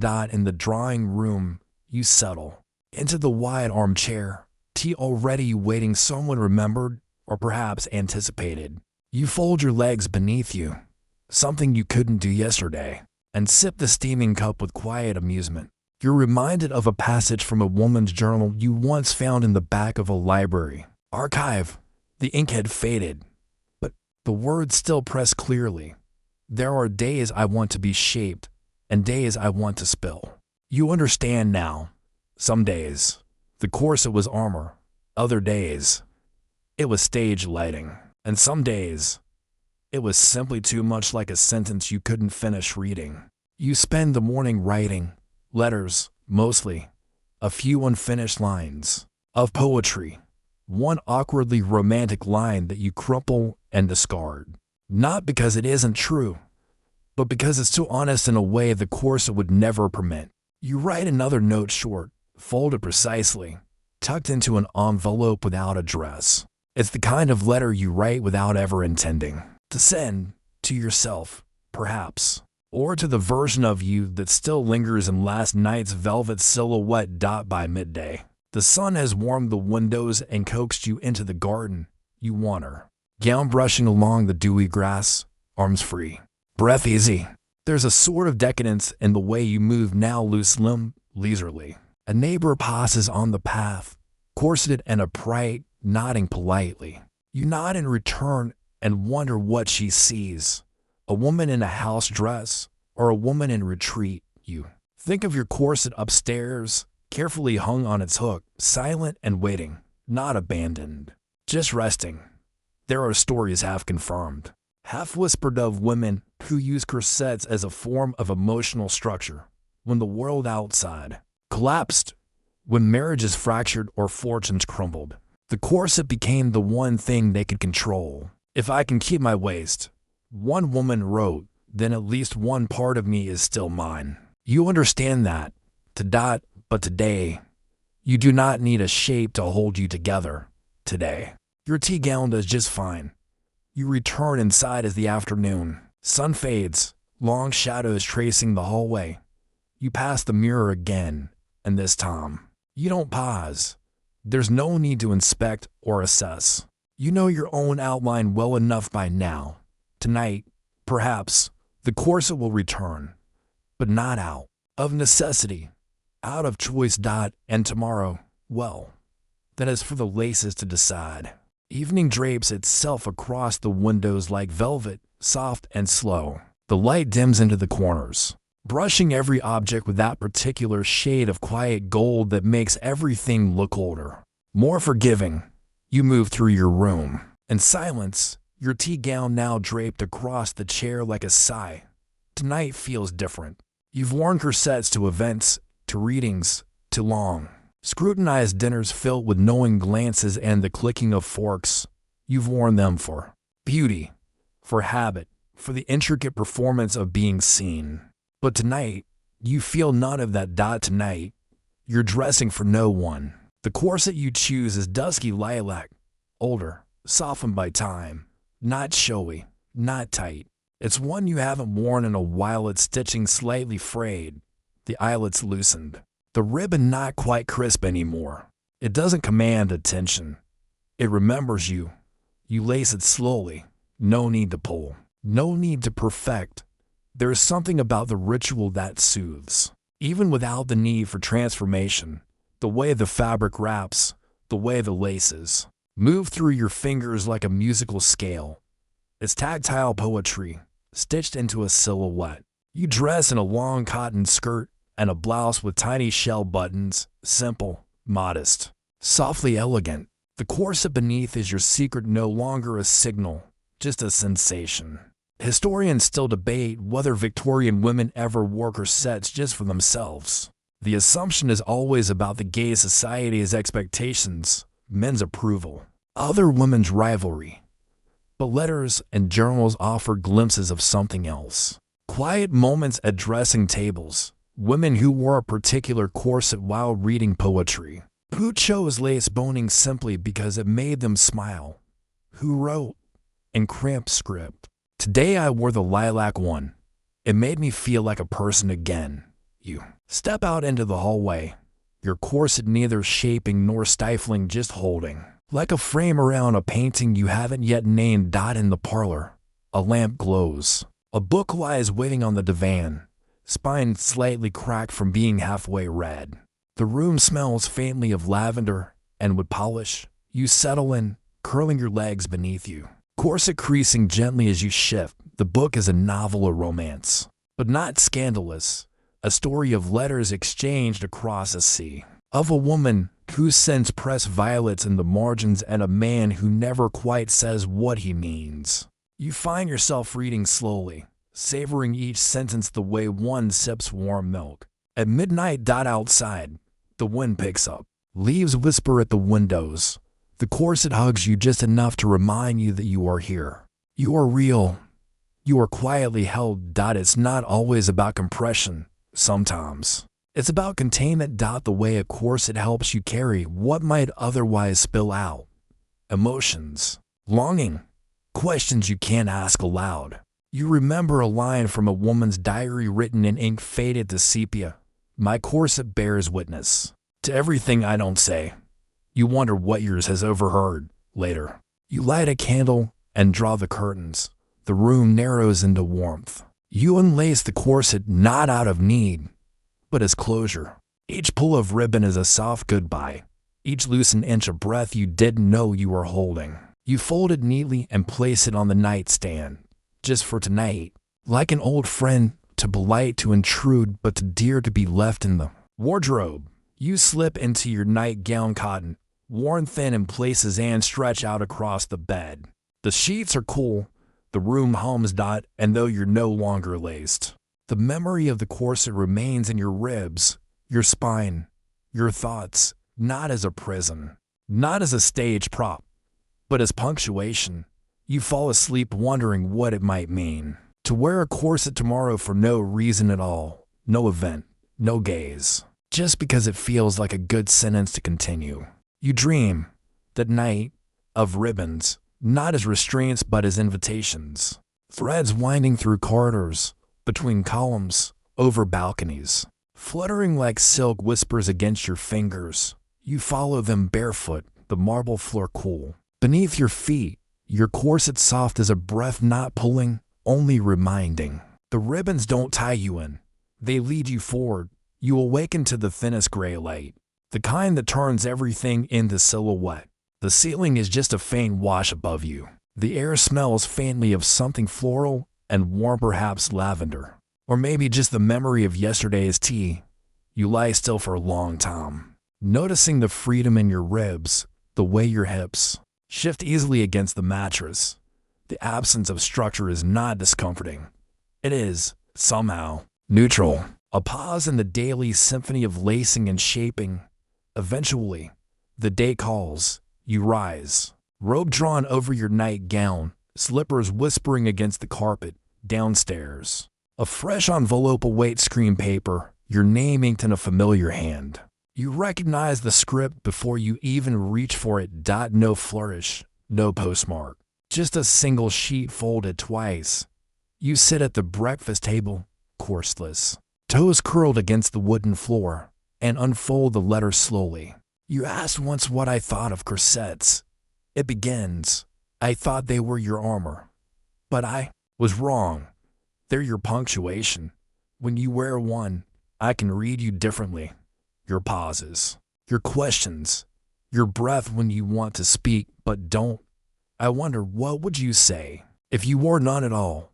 There's no signature, just a pressed violet in the corner, flattened so carefully, you wonder if it was placed before the ink had even dried.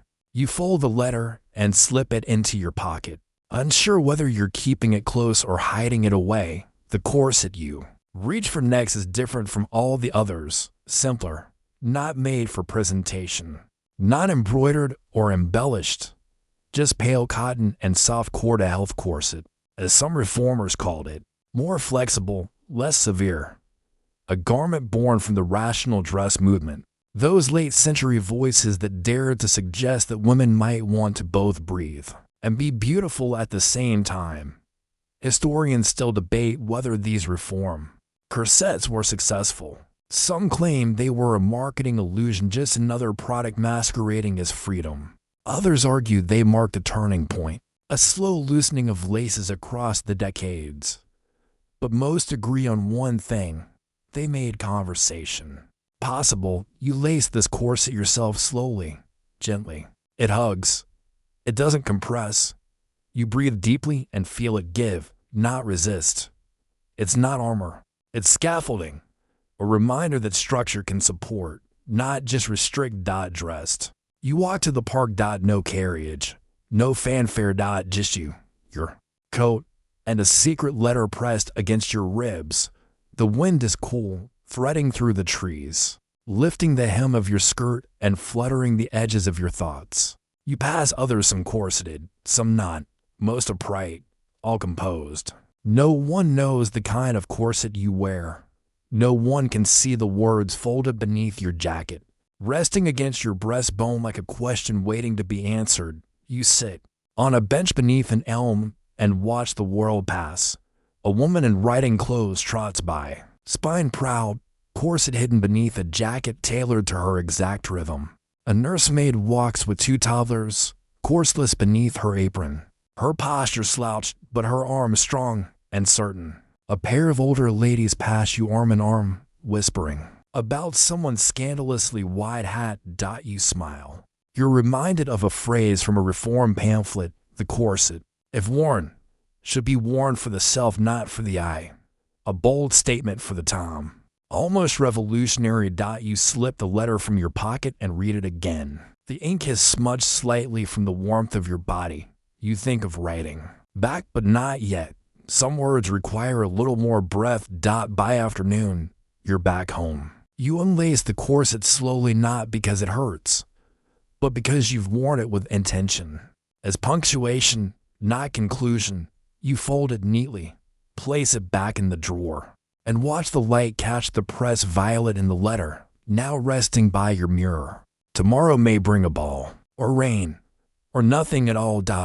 But for now, you feel whole, shaped not by laces, but by choice. The days that follow pass like pages gently turn each morning. You dress with quiet deliberation, sometimes corseted, sometimes not.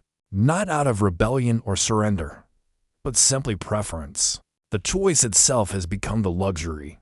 One day, you wear the simple health corset again, paired with a pale green walking dress. Another, you reach for the lavender satin corset that hasn't left its box in weeks. You lace it just a touch looser than usual, enough to feel shaped but not sculpted, enough to feel remembered. You walk with a new rhythm now, not less proper, just more yours. Like someone who knows the rules, but chooses which ones to obey based on the weather, the mood, or the memory of a pressed violet. The letter remains on your dressing table. You haven't written back, not with ink, at least, but in small ways. You have been answering with your wardrobe, your posture, the way your hand lingers at your waist when you think, the way your spine arches in a way that no corset, not even the kindest, could fully teach. One morning, your cousin returns. She bursts into the room like champagne uncorked, trailing ribbons, gossip, and the scent of seaside salt. She embraces you with genuine affection, but immediately scans your silhouette with expert eyes. You look relaxed, she says, mildly suspicious. You smile. Perhaps I've discovered the art of selective structure. She laughs. Don't tell Aunt Beatrice. She'll think you've joined the anarchists. Later, over tea, she admits to having worn a corset-less swimsuit in Brighton. Scandalous, of course. I had a shawl wrapped so tightly around me, no one could tell, she adds with a wink. You talk long into the afternoon about fashion, freedom, fabric, about the way some garments make you feel invisible, while others make you feel like poetry written across your skin. She admits that she sometimes wears a corset to bed, not tightly, just gently. For dreaming, she says, without irony. That night, you try it yourself. Just for dreaming. Not your firmest corset, but the lilac one, soft with time, lined with worn satin. You lace it slowly, carefully, only until it rests against you like a secret in bed. You lie still for a moment, letting your body adjust to this old memory. The corset doesn't press. It cradles, like the covers, like the room, like the night itself. You dream again, not of ribbons this time, but of laughter. A ballroom where every guest wears a corset decorated with something personal. One woman has embroidered her children's names into the lining. Another's is painted with constellations. Someone else has tied a broken quill into the back laces. Symbolic and just slightly tragic. No, to our light. You wake feeling oddly refreshed. And then, a new letter arrives. This one addressed plainly, sealed with a pressed lavender petal. Inside, a poem, handwritten, tentative, beautiful. You wear silence like silk, folded, fitted, fine. I do not seek to untie it, only to know its pattern. You fold it quietly and place it beside the first, not under it, beside, parallel, a pair. Historians argue over the extent to which corsetry shaped not just bodies but relationships. How much of Victorian romance was expressed through wardrobe? A loosened lace in a private garden, a misplaced ribbon returned via envelope, a corset gifted in silence, wrapped not as a proposal, but as an understanding. You think of writing back not with words, but with something more textile. A sash, perhaps, sewn with a violet inside the hem, or a glove sent alone, unlaced, folded once. But for now, you simply smile, because tonight, the corset waits on the chair, not required, not demanded, just waiting, like the final sentence of a chapter that only you know how to end. The next day arrives with a hush of fog, thick, pale, and silken. It wraps the garden and rooftops in a softness that mutes the world to a whisper. Even the sparrows seem gentler in their chirping, their usual bickering reduced to polite commentary. You awaken slowly, stretched long across the bed, nightgown twisted slightly around your hips from the deep sleep you've wandered through. The corset, the lilac one, is already half unlaced, having loosened itself slightly in the night like an exhale after a well-kept secret. You sit up, fingers trailing the edge of your ribs where the gentle pressure remains not bruised or bound, just remembered, like a line from a poem you read in childhood and only now understand. Today, the weather demands quiet. You slip into a dressing gown of brushed flannel, wide at the sleeves, soft at the collar, no stays, no seams with opinions, just warmth and ease. Downstairs, the kitchen is filled with the smell of porridge and wood smoke. You take your tea by the window and watch as the fog strokes the hedgerow, curls into the stone corners, and vanishes with theatrical grace. You feel, oddly, as if the fog and you understand one another. Lingerers, both present but lightly veiled. And Beatrice appears, midway through the morning, rustling in silk and sighs. Her corset, as always, is impeccable, flawless verticality, held in place by generations of expectation. She eyes your robe with a diplomat smile. Resting today, she asks. Drifting, you reply, and her expression softens just slightly. The Victorians were fond of euphemism, especially around idleness. A woman in her robe was not lazy. She was in retreat between engagements, recovering from overstimulation. A corsetless art could be permitted, so long as it was temporary. Context, as always, was everything.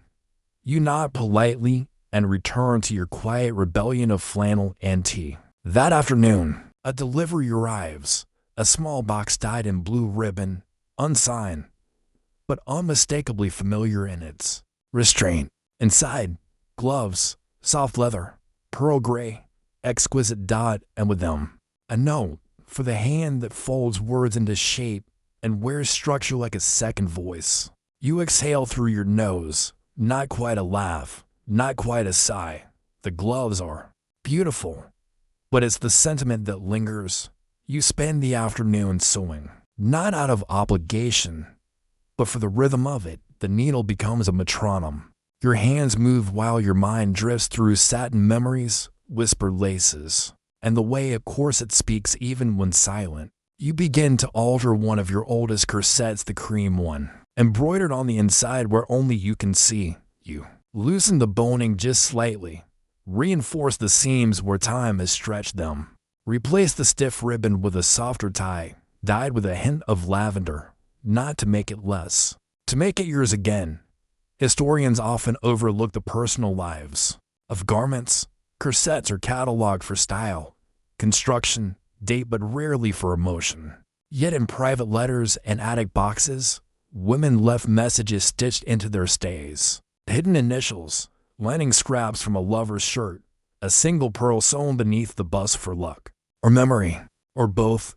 You add a stitch of your own just behind the lowest eyelid, a violet thread, one loop, not visible to anyone else. Evening draws its long breath across the house. You dress simply, blouse, skirt, the altered corset beneath, tied with just enough pressure to remind you where your shape ends and the day begins.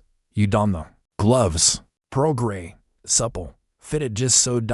And when you open the front door, the air is cool but no longer fogged. just clear enough to see the outline of someone waiting at the edge of the garden path. You don't speak. Not yet. You step forward, corset shaping you like a paragraph given rhythm. Gloves poised like punctuation. And perhaps, this time, you won't need to write back. You'll simply be read. The sky is the color of faded linen as you step beyond the gate. Your gloved hands folded softly in front of you. The path crunches faintly beneath your boots, and the corset your freshly altered, violet-threaded companion rests against your ribs like a gentle murmur. He is waiting, not with impatience, but with the kind of stillness that invites, rather than demands. His coat is neat, his boots dusty, and in one hand he holds a folded hat, the other tucked loosely into his pocket, elbow crooked, as though he's half forgotten what to do with his posture. You stop beside him, breath visible in the late afternoon chill. Neither of you speaks at first. It's not awkward, it's precise, like the pause in a well-written letter before the ink continues. I wasn't sure, he begins, if I should come. You glance sideways, yet you brought gloves. He smiles. I thought about violets again. The silence that follows is not empty. It is full of understanding, of questions not quite formed, of things corsets cannot quite contain. You begin to walk together down the garden path, past the hedgerows that brush your skirts and the stone wall where the moss grows thickest. The corset supports your steps in a way. You notice more now its soft structure guiding your balance, not dictating it. He glances at you as you walk. I used to think corsets were cages, he says, hands clasped behind his back.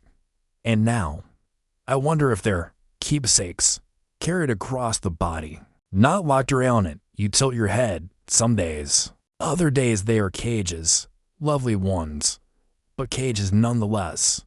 He chuckles, honest, at least. The wind rises a little and catches the edge of your coat, tugging playfully at the hem. The corset underneath holds steady, not to resist the weather but to remind your body that it knows how to move even when the breeze tests it. You reach the pond at the far edge of the park, where the reeds sway and the ducks look mildly inconvenienced by everything.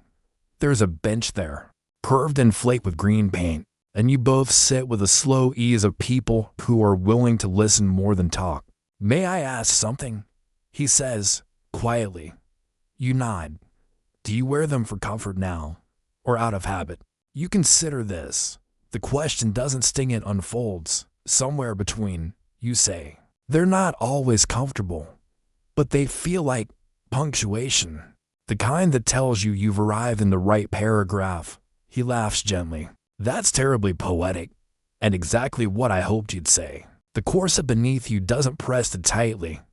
It lets you sit tall, but not rigid. Lets you turn toward him without strain. Let your breath do what breath is meant to do, carry thought to voice, and voice to listening. He reaches into his coat pocket and draws out something small, a narrow ribbon, faded blue, frayed at the ends. I found it, he says, in a second-hand book of sonnets. No inscription, just forgotten between pages. Thought it might suit your collection of unwritten replies. You take it, your gloves brush his fingers. The corset shifts against your ribs, and you say, it's lovely, like a thought someone lost before they could speak it. He nods. Neither of you says anything for a long while after that. The ducks paddle. The wind picks up. Your corset rests against your spine, a familiar presence. The ribbon twists between your fingers like a half-finished idea. When you part ways, it's with no promises, no plans, just a glance over the shoulder and the knowledge that both of you have said more than enough for one day. You return home with the ribbon in your pocket and the corset still laced at your vanity. You unlace it slowly, pressing your fingers into the softened cotton where your shape has imprinted faintly. Into the boning you lay the corset flat and tuck the blue ribbon into the lining beneath the embroidered flower, where the stitches remember your fingertips. Historians argue whether corsets were ever vessels of intimacy, the public face of private feeling, the hidden confessional of silk and steel. You don't need a historian to tell you what you already know. Tonight, your corset carries the secrets, and only one of them is sewn in thread. Night folds itself over the house like a velvet coverlet, each corner gently tucked in. The lamp beside your bed flickers once, then steadies, its golden glow wrapping the room in a hush. Your corset now rests beside your gloves and shawl, a softened relic of the day, a keepsake that has touched both your spine and your silence. You slip into your nightgown, the fabric cool against your skin. No boning, no lacing, only cotton and ease. And still, you catch yourself standing taller than usual, your shoulders naturally poised. The corset's memory lingers in your muscles like music long after the orchestra has packed up. At your dressing table, the mirror reflects a face both softened and sharpened by the past weeks. You've worn structure, loosened it, resisted it, and returned to it. You've learned how to make choices with it. You've learned what it means to wear a thing without letting it wear you. You reach for your journal. Tonight's ink flows slower. The corset no longer speaks over me, it speaks with me. In the creases of my waist, I carry a softness not in spite of steel, but because of how I return to myself when the laces fall. You pause, unsure whether it's prose or poetry. You decide it doesn't matter. Victorian women kept diaries. Yes, but they also kept wardrobe books. Small, often leather-bound ledgers in which they recorded their outfits, not as vanity, but as expression. Some entries were exacting. Wore black taffeta, gray corset, bonnet trimmed with violets. Others held more. The violet ribbon today felt like defiance. You begin a book of your own, not of fashion, but of feeling, of days and the corsets they called for, of shapes worn and discarded, of moments held in place not by bone, but by intention. You begin with Monday, soft lavender, lace tied like a question, saw him again, spoke less than we said. Tuesday, no corset, rain, felt like steam escaping a kettle, longing pressed lower than laces ever reached.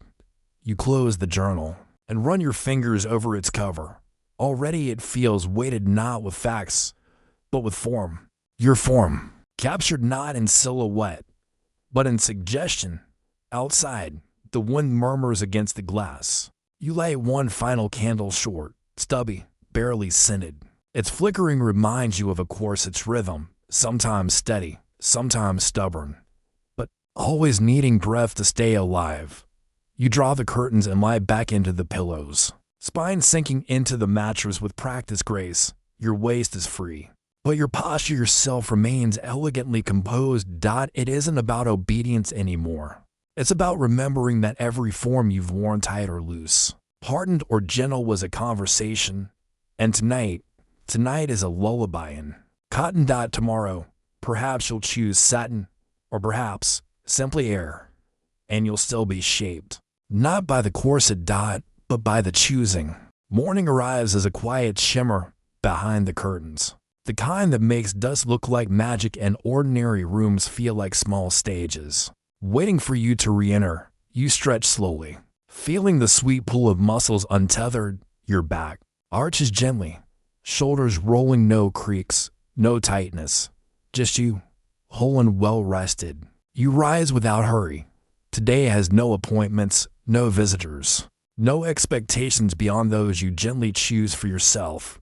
A rare freedom. You move to the wardrobe and trace your fingers along the garments like one choosing a favorite line from a poem. Wool, silk, muslin, ribbons, and hooks. Every texture holding a whisper of past days, of who you've been beneath them. Then your hand settles on a corset you've almost never worn. It's simple and dyed cotton, loosely stitched, not beautiful at first glance, a prototype of sorts, likely handmade.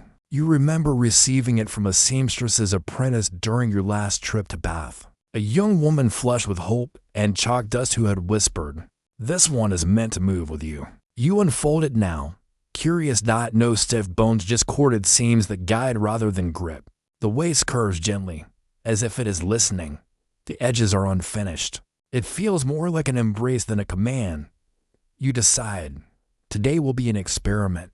You lace it lightly, not out of vanity, not even out of habit, but for the sheer act of noticing How does the body respond to something so gently structured? Is it possible to feel more like yourself when slightly held? Historians have long puzzled over transitional garments, like this one part corset, part underbodice, not quite foundation, not quite fashion. Some labeled them failures of design, others glimpses of liberation. But women wore them nonetheless, in the quiet of their homes. When no one was watching, you pull on a simple blouse and walking skirt, a shawl around your shoulders. The corset beneath makes no sound, causes no resistance. You barely remember it's there until you catch your reflection and realize you're standing differently. Not posed, not constrained, simply aligned. Outside, the street is still waking up. You pass a window washer, whistling as he works. Two girls skip rope in a rhythm that makes your feet want to join. The baker lifts a warm tray from the oven end, nods as you pass, flour smudged like war paint on his cheek. You wander to the library, not for any particular book, just to drift among the bindings. The librarian smiles and waves you toward a reading nook where no one is ever disturbed. There, you sink into a threadbare armchair and open a small volume on women's health and domestic exertion, a topic the Victorians both feared and fetishized. One passage catches your eye. To wear a corset is to carry one's own boundaries, sometimes drawn tight, other times softened, but always made visible. It is both declaration and disguise. You pause, pen in hand, and copy the sentence into your journal. Beneath it, you write, "Today I wear a boundary I can breathe within." It moves with me like thought, not fixed, but certain. The hours pass like silk through fingers. You read, you write, you sip a quiet cup of tea in the courtyard where pigeons court each other with awkward little hops. You marvel at the calm unfolding inside you, this paradox of structure and freedom living together under one cotton corset. As the sun begins to drift westward, you rise and return home. No tugging, no aching, no need to unlace immediately. You wear the corset until dusk. When the first lamp is lit, only then do you remove it, folding it neatly and placing it on your bed like a question mark. Later, at your dressing table, you brush your hair with deliberate slowness, watching yourself in the mirror, not out of vanity, but inquiry. You look the same as always, and yet something inside you has shifted, unseen, but unmistakable, and you wonder, for just a moment, if perhaps this is the corset you've been trying to find all along. The evening settles in like warm tea and a delicate cup, slow, fragrant, comforting. You sit by the window with your feet tucked beneath you, gazing out as the sky folds into soft gray. The world outside is dimmed into its outlines, the spire of the chapel, the gaslight glowing like an old star, and the silhouettes of passers-by dissolving into the mist.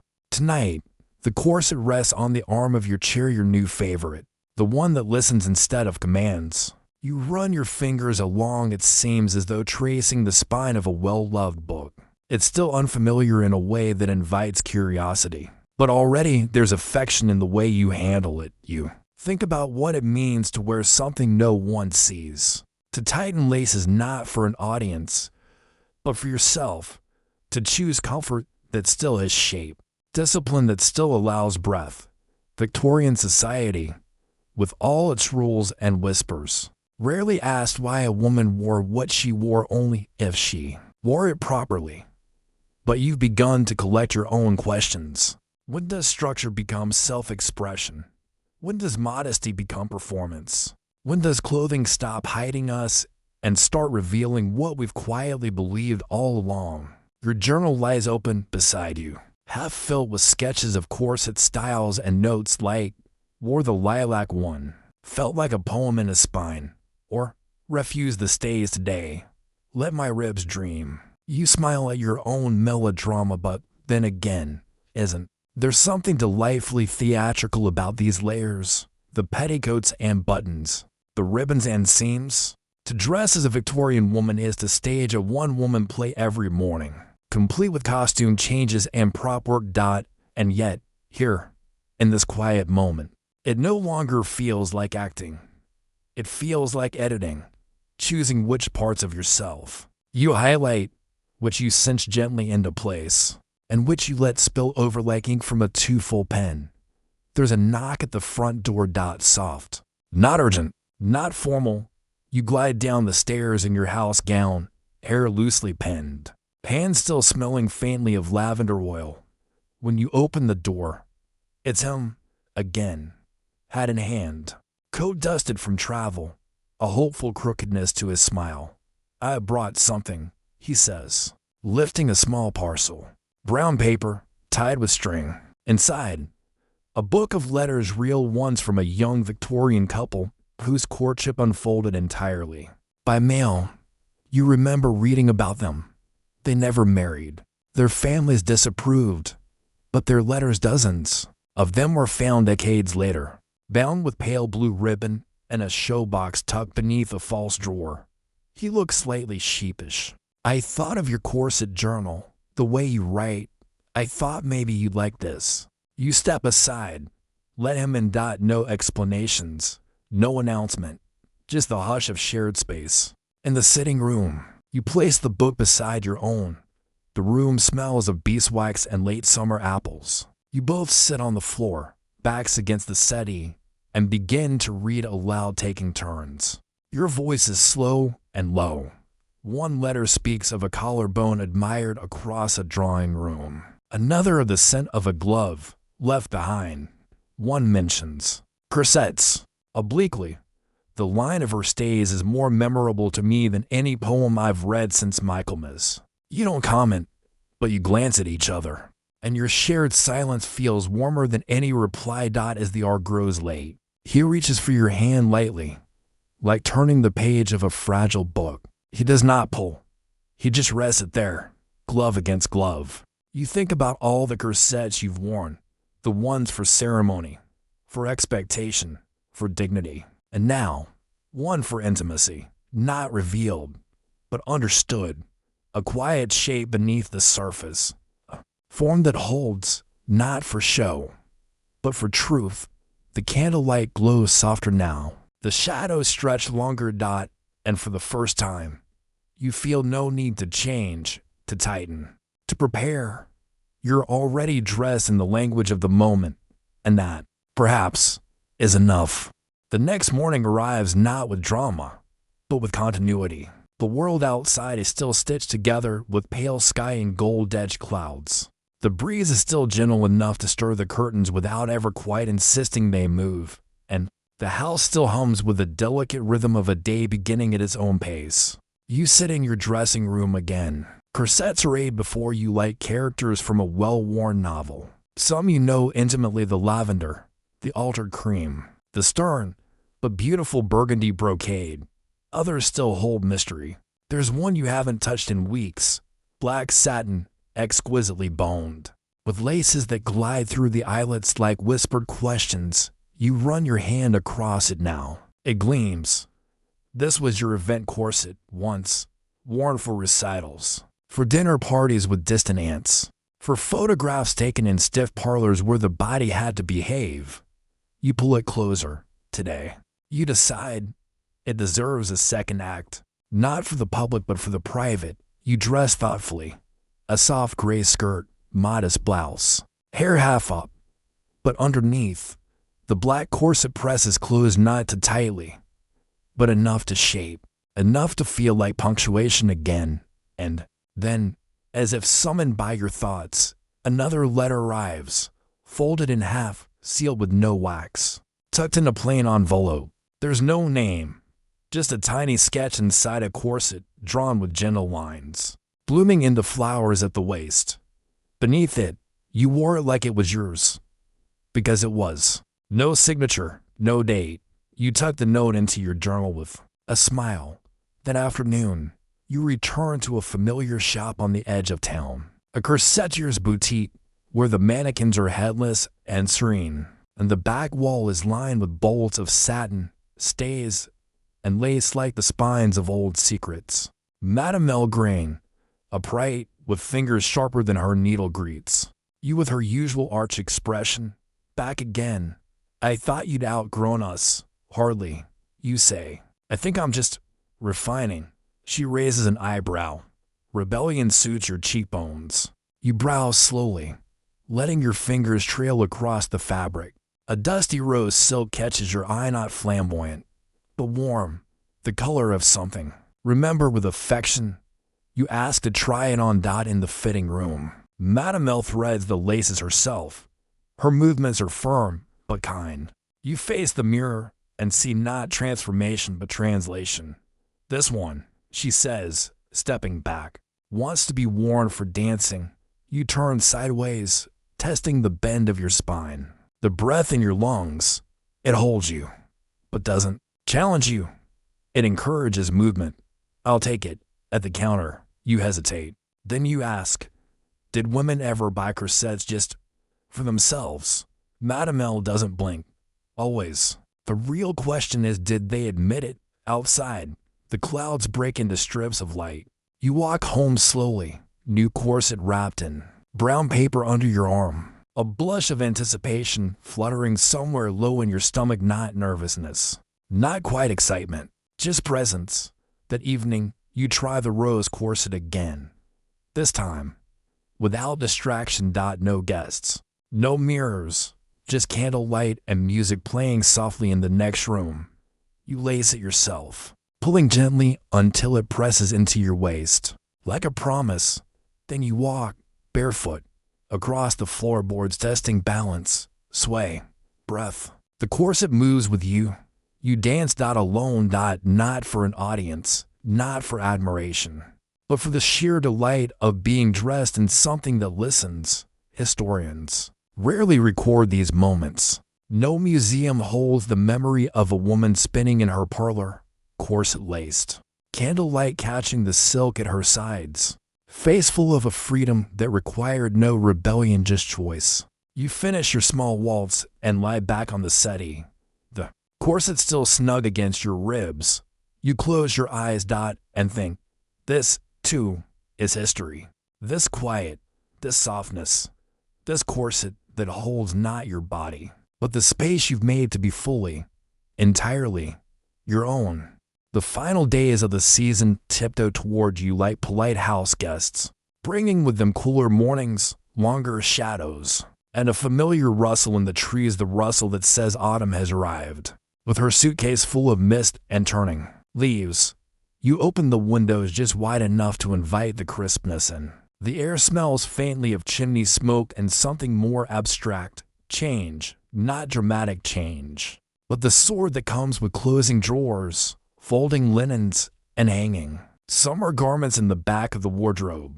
You pause in front of your corset drawer, each one still there, each still shaped by memory and wear.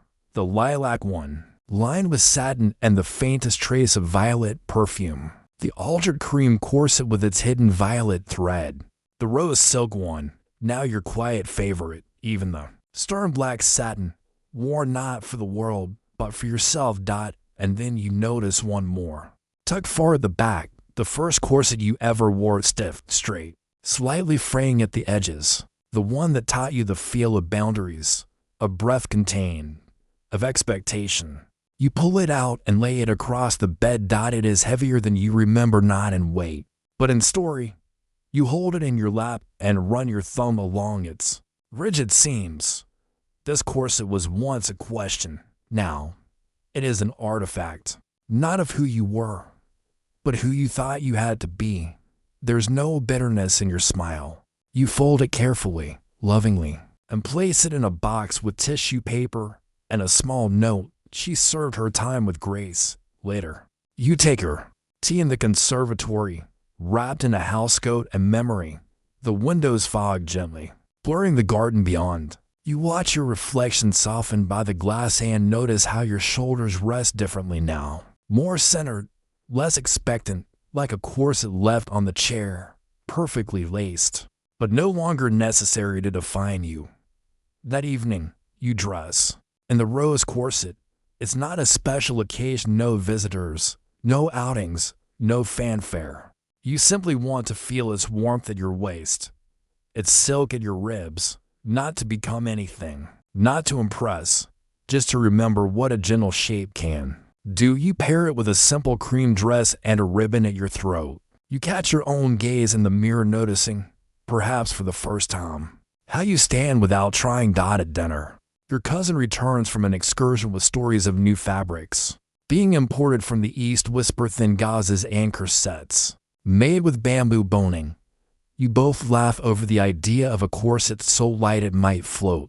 But later that night, in your room, you imagine it, a corset made of air and silk, of memory and permission. Something you barely notice but always feel. A corset not of history's making but your own. Historians continue to debate corsets. Were they tools of oppression or expressions of grace? Instruments of fashion or quiet self-making? Perhaps you think they were all of those things. And perhaps what matters most is not what corsets meant to the world, but what yours mean to you. Tonight, you unlace the rose silk slowly, with gratitude. You fold it, trace the seams once more, and place it not in the drawer but across the chair, ready for another day. Or not, because now the choice is yours, and always was. And now, the laces have all been loosened. The stays have been set aside. The house is quiet. The light dimmed to a soft golden glow that stretches across the walls like a final, thoughtful sigh. You rest now in the stillness of evening, wrapped in gentle fabric and gentler thoughts. Your breath steady, your limbs warm. All around you, the remnants of the day settle like falling petals. A corset draped carefully on a chair, a glove folded in the pocket of a housecoat, a journal left open, words half written in the slanted hush of candle light. Everything waits. But nothing demands, not anymore. Outside, the wind slips through, the garden pots humming to itself, rustling through the hedges like a lullaby told to remember the words. The trees bend slightly in greeting, and somewhere a fox pauses silently over damp earth, unaware of the corsets, the letters, the slow elegance of your thoughts. He is part of the same softness now, the same evening that carries you gently toward rest. In this moment, your body feels unburdened, perhaps not because the corset is gone, but because you have chosen when to wear it and when to let it go. Structure and softness, each in their place, no longer at odds, no longer questions of identity or expectation. Simply tools in your wardrobe of self. So you let the last thoughts float free, like ribbons loosed into the air. You think of satin and sunlight, of letters never sent, of the quiet sound of a corset being laced in a room where no one is watching. You think of shape not as restriction, but as rhythm, and you let it all drift. Drift into the cotton quiet of sleep, drift into the softness between breaths, drift, finally, into dreams.